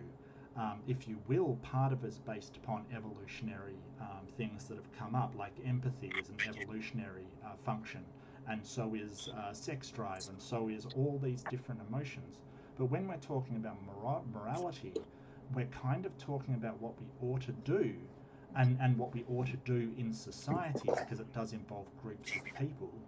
So there's nothing in the universe which says that our species must get along and survive. There's nothing objectively true about that. However, morality is incredibly important if you do want to survive.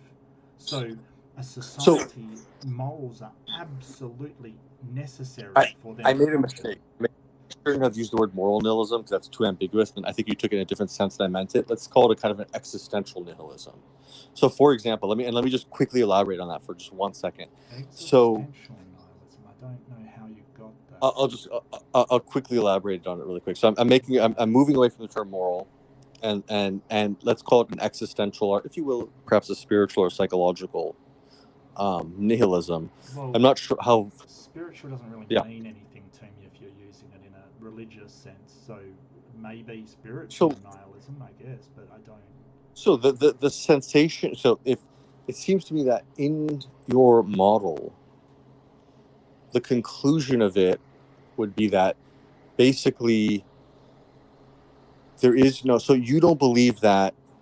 You were talking about the universe earlier. You don't believe the universe has any transcendent cause. You just believe it just has always existed. Any transcendent cause. Now, that isn't necessarily true. I don't know what started the universe. Don't know. It may very well be that the universe is in fact eternal. As you get back beyond Planck time after the sort of the singularity that started expanding in Big Bang cosmology, it may be that time at that point was running eternal, basically. There is no origin point. It may be that there is a greater cosmos outside of the universe, and therefore there is a transcendent cause. I make no presumption as to what that cause was. So you see that the immaterial transcendent cause of the physical universe. How do you know it's immaterial? How would it be? In what sense would it be? So you're telling me that there's just some sort of fundamental material. If, for instance, a quantum field was the origin of the universe, like a quantum field point, entangled quantum field point, then that is still material. There's nothing immaterial about it. It just is. So what do you? So, but it just is. How? Like why would everything have an explanation? And intelligibility and a rationality and a causality to it, and you're telling me that just fundamentally it's all just reducible to some sort of abstract substrate that just is? I never said it was abstract. I never said that. Well, some sort of fundamental substrate that just is? Well, sure. I mean, if it's a quantum field, that is just a sort of fundamental substrate of the building blocks of our universe. I mean, it just is, and it just gives rise to all these glorious and complex worlds and systems. I've already said I don't know, but we understand what gave rise to, say, the planets and things like that. And we know what creates light, and it's not sort of some person speaking. It's the radiation produced by the suns, which we know have been formed by gravity, hydrogen under the effects of gravity, performing fusion into helium atoms. Like, none of the stuff in the Bible that sort of had light before stars and things like that appear to be true in the slightest. So no. So there's we can get into the exegetical history, interpretation, Genesis. That's back to that for a second. Now, so it seems like you're inclined towards. Okay, now, would you think that? Now, what to you gives structure and order and a kind of a sense of an end, a kind of almost a teleology? The fact that the organization of things would You've been listening unfold to Darth Dawkins. Are you about to ask what's ultimate in the universe? Is that what you're about to do? Because that's Darth Dawkins' argument. Sorry, say that again? I'm not familiar with that. You've been listening to Darth Dawkins. He's a pre-sup who says what's foundational to the possibility of everything.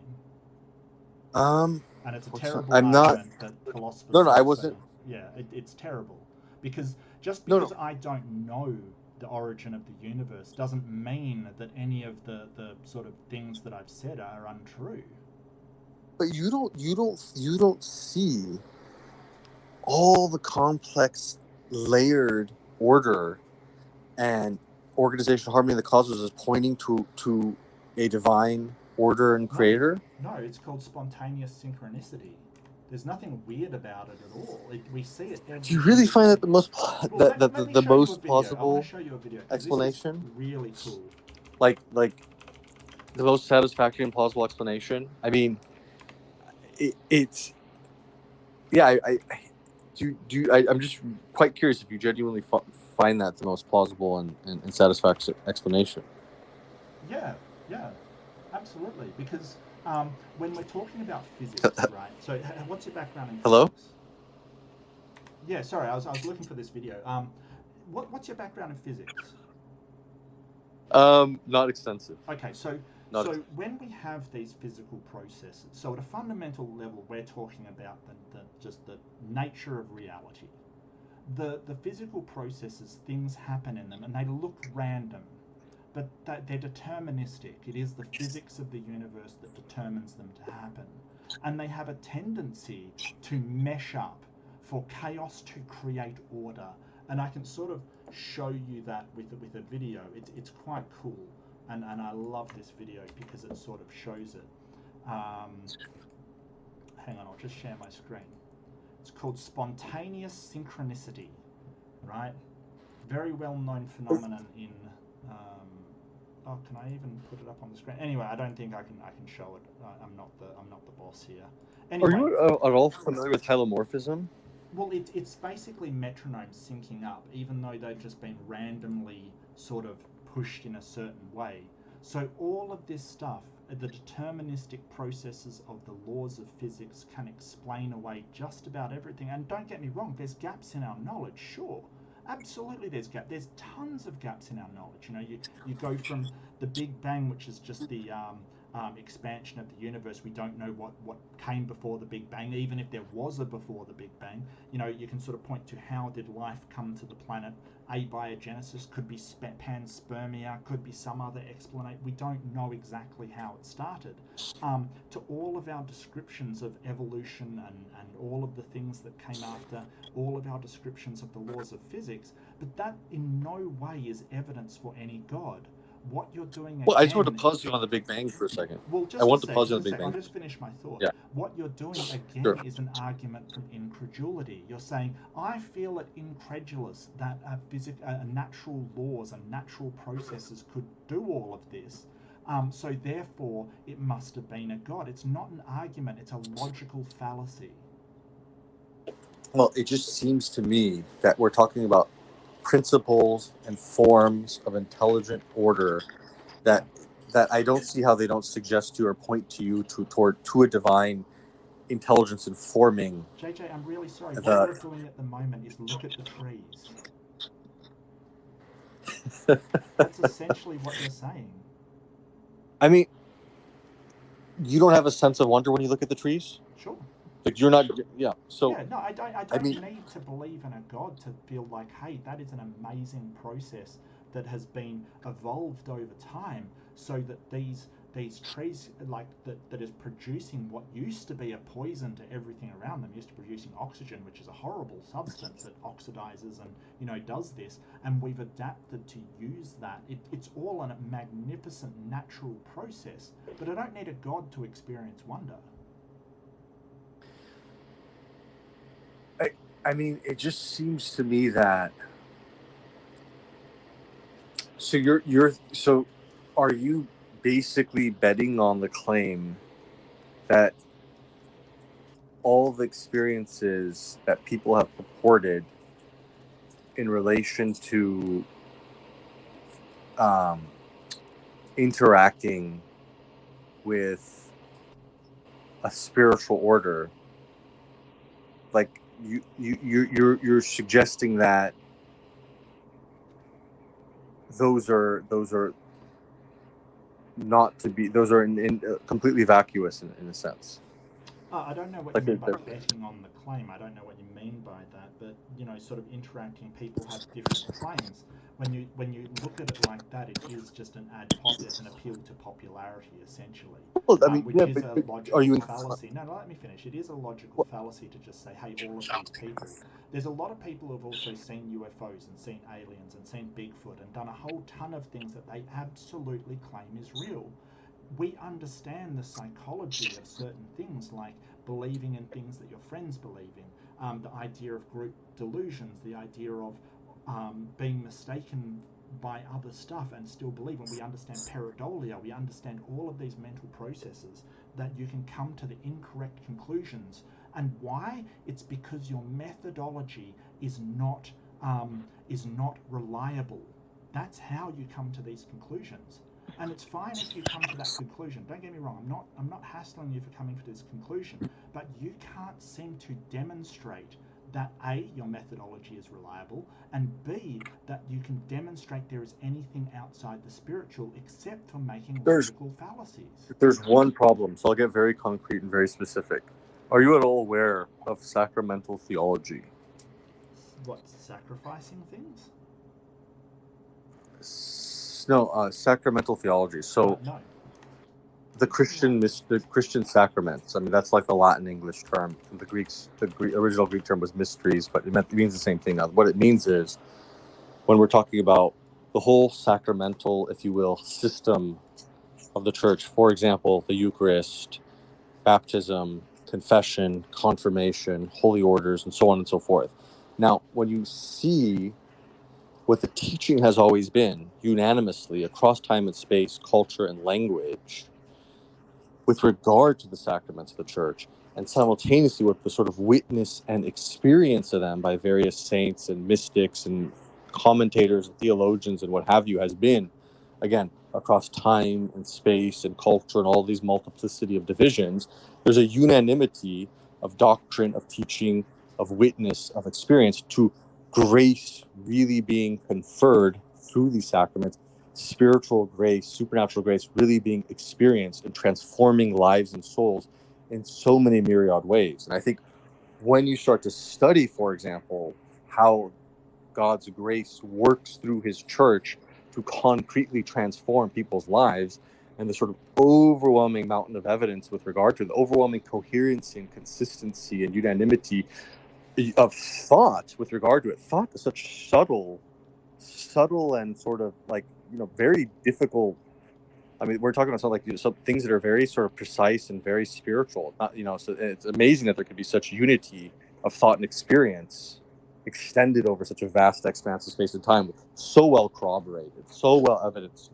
So I would just suggest looking more into kind of sacramental theology and ecclesiastical history and spiritual theology and writings and the experiences of the various sort of mystics and spiritual writers and so on, and getting to the what is this grace Christians always in every age have experienced through the sacraments of the church, and that has been the root and foundation, source and summit of their whole life and existence, which they've lived and died for. Yes, I'll speak to that for a second because you're sort of running on a bit. Sure. So there's like 45,000 Christian denominations globally. So this sort of unity of thought doesn't actually exist. And even when you do get into these denominations, people think vastly different things in them. So that idea that, it's all one universal sort of Eucharistic and sort of that they're all the same is just blatantly not true. They do. Could you pause there for 1 second? Almost every single thing, like Christians in general. Can I respond to that exact point there? Sure. So I think that these Protestant groups, they don't have all the sacraments. They actually consciously, at their inception, rejected most of them. Sure. I think Luther and Calvin guys think they can drink poison. Some of them think that Catholics aren't real Christians. Some of them do. Talking in tongues. But there's no unity here. So, but we're talking about Protestants. Now, we're talking about people who departed from the original historic apostolic church, for example, the Catholic Church, based on the writings of the early church and the church fathers, demonstrating. Yes, we're talking about the sacraments. Now, the Protestants, Lutherans and Calvinists, they actually rejected these sacraments. They essentially rejected and they actually lost one of the most important. Then why would you say there is a unity? Because they're still Christians. No, I'm talking about within Orthodox Christianity. Well, they say you're not the real Christians. I know, but yeah. So I mean, where is the unity in all of this? And then you have who can source their doctrine on? What about the sedeventialists? I don't know who those are. Those are Catholics that believe that the current Pope, the last. Oh, Pope, Sedevacantists. Okay, got you. Yeah, I mean, they have this. They are individuals who accept the fundamental doctrines and dogmas and faith and morals of the church, but have a particular sort of angle at which they dissent from the last ecumenical council for a number of reasons, and they have but they don't reject this. What I'm talking about. So I don't think they're a good example. But you've got to acknowledge that even people sitting next to one another in the pews have different types of thoughts about what's wrong and right in the church. There is no universal pronouncement. With regard to sacramental, and just saying that a tradition has been carried the same, but the problem is that you're saying, these people aren't Orthodox Catholics. The problem is that anybody that doesn't still follow the practices of the Orthodox Catholics isn't called Orthodox Catholics anymore. So they fall off. They don't do the things you are saying are universal anymore. You immediately take them out as, well, they're not in my selective pool anymore. And so they're not the thing is that this right. You understand what you are doing. You are basically manipulating statistics to say, "Hey, everybody still follows." No, that's exactly what you're doing.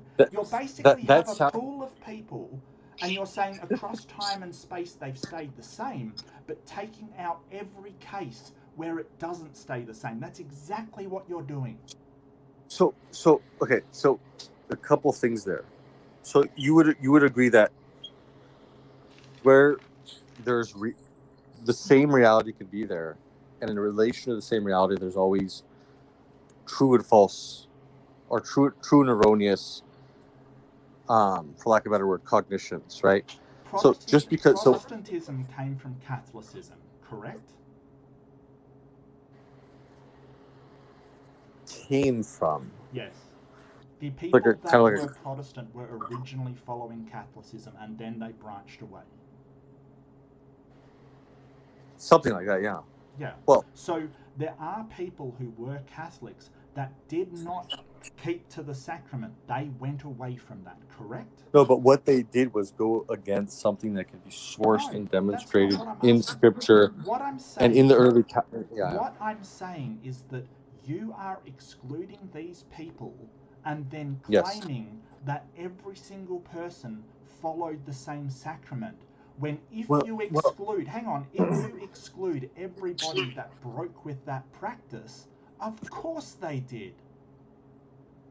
So, no. The point is, I mean, we're talking about okay. So, for example, the fact that like what the Eucharist is, and the not only sourcing an understanding of what the Eucharist is in the Scriptures, in the Old and New Testament, in different ways. I'm obviously being very vague right there because I don't want to because that's just if you ask me what do you mean right there, that would take many more sentences to become completely clear about. But let me just move very quickly.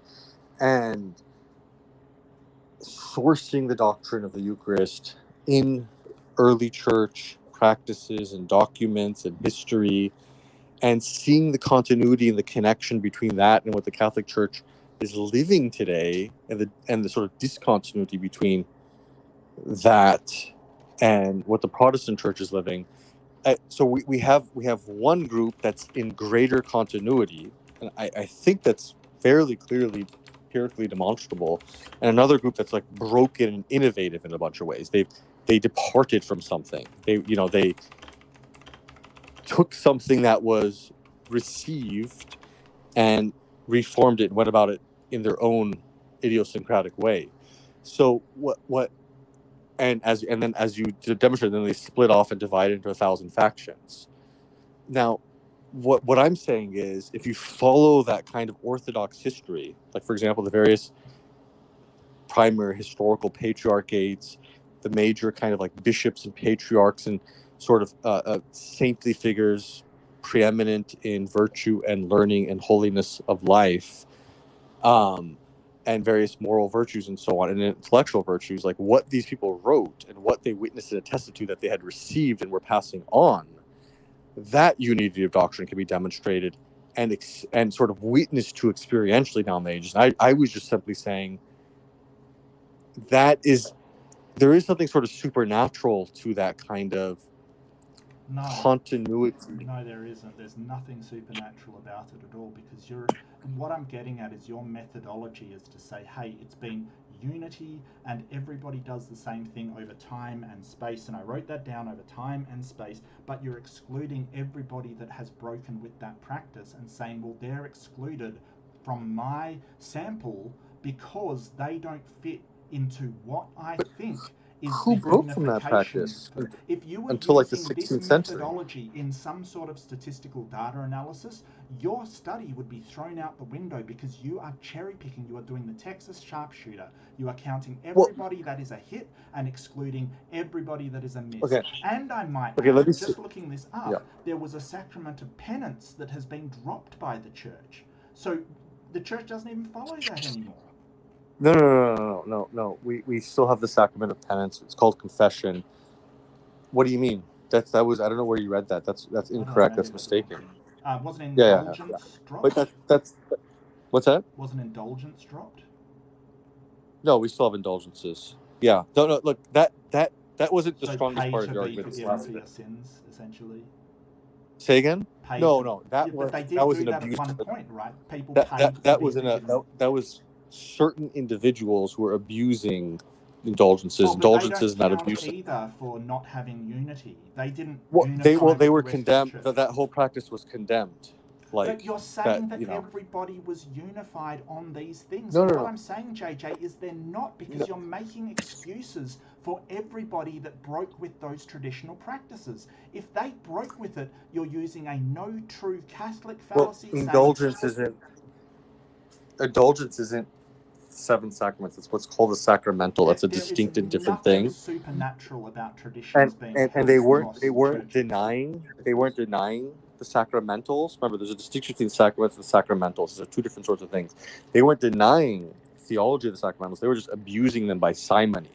So that abuse, which cropped up amongst some people, for a period of time in some places, was comprehensively rejected. Look. It's sort of getting late, and I'm getting ahead. It's fine. I will go away, and I'll see if God shows up for my desperate plea for some God, any God to show up. That's fine. But what I want you to think about, JJ, is the reliability of your methodology, because what you've said to me over this time, your methodologies are just not reliable. If I want to say I'm Islamic, and I say, hey, the church or the Muslim religion has kept exactly the same practice, and you say, hold on a second, you're Shiite, what about the Sunnis? And I go, well, they're Sunnis, they don't count. You're doing exactly the same thing.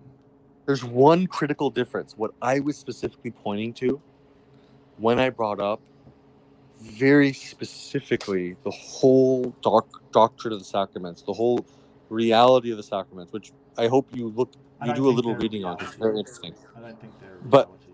But they are, man. So, but now, what is amazing about or the symbology behind them? Okay, so very, very precisely, I'll just focus on the most central and arguably the most central and important one, the Eucharist. Now, you go ask Christians, devout Christians, traditional Orthodox, apostolic Christians, not 16th century Protestants, not 16th century Protestants and their descendants. What else is there prior to your example of 16th century Protestant innovators? Other Christians. No, but like Christians were always this way prior to your modern Protestant aberrations. So, which is very late in the game. Wrong as well. This is the whole point. This is the whole point. You're basically saying the only people that are real Christians are the ones doing the Eucharist, correct? No, something like that. Now, here's the thing. So you're telling me that Scotsman. No. The problem is, yes, I don't that is a no true Scotsman fallacy. Mark, I don't think you believe that the 16th century innovators can in any serious sense be considered the representatives. Christians are somebody that think that Jesus is the God of their religion, the Trinity. That's actually not even a Protestant definition. Why, and I'll explain the reason why, is because you're over here saying, oh, those people in Protestantism aren't true Christians. And they're over there saying, oh, these Catholics who completely got it wrong aren't true Christians. You're both saying exactly the same thing with the same amount of evidence on either side. I don't think that's right. No. I don't think that's right. You don't. You've got no evidence whatsoever that they're not the true. No. See, now you've gone too far. You cannot demonstrate that your version is true or their version is true, because you can't even demonstrate the God behind it. No. See, I think. To me, I think like I don't have a dog in the race. I don't have 90% of the time. 90% of the time, what you say, and this is probably true of all of us, is sound. But then sometimes you'll get a little bit carried away, and then you'll kind of go a bit out of bounds. But anyways, it is getting late, as you said. But anyways, I do hope that that's the evidence of supernatural realities, which you say you haven't experienced anything beyond the material. Nope. I do hope and sincerely pray with goodwill that changes. Yeah. Do whatever you want. If you want to pray. I don't. I've done the thing that you said. I think that if God doesn't show up, it's evidence against a God, because I've sincerely wanted this entity to show up in some way. Anyway, something that is indicative that it actually exists. But you know, I've done this before, it hasn't worked. You've given me a different prayer, I'll see if it works. I won't, you know, hold my breath, but I think that if it doesn't show up, it's evidence against you. Well, I obviously can't accept that because I'm telling you my experience is very, very, very, very different than, sadly, what your experience has been up to date. But anyways, but I think look, you need nothing to, more. I think you need to re-examine your epistemology, your methodology in how you arrive at the truth, and eliminate some of the bias that you have, because you seem to have a lot of bias for Catholic, for Christian, for God. And I think that a methodology without bias is a much better methodology. Just saying. That's everyone could say that to another person to some degree or another, and I could give a defense in my favor. But again, we would go back and forth for many hours. Let's just call it a night. Let's call it a night. I just. All right, it was good talking. But absolutely. Take care, mate. Very good. See Have good. Take care. Bye.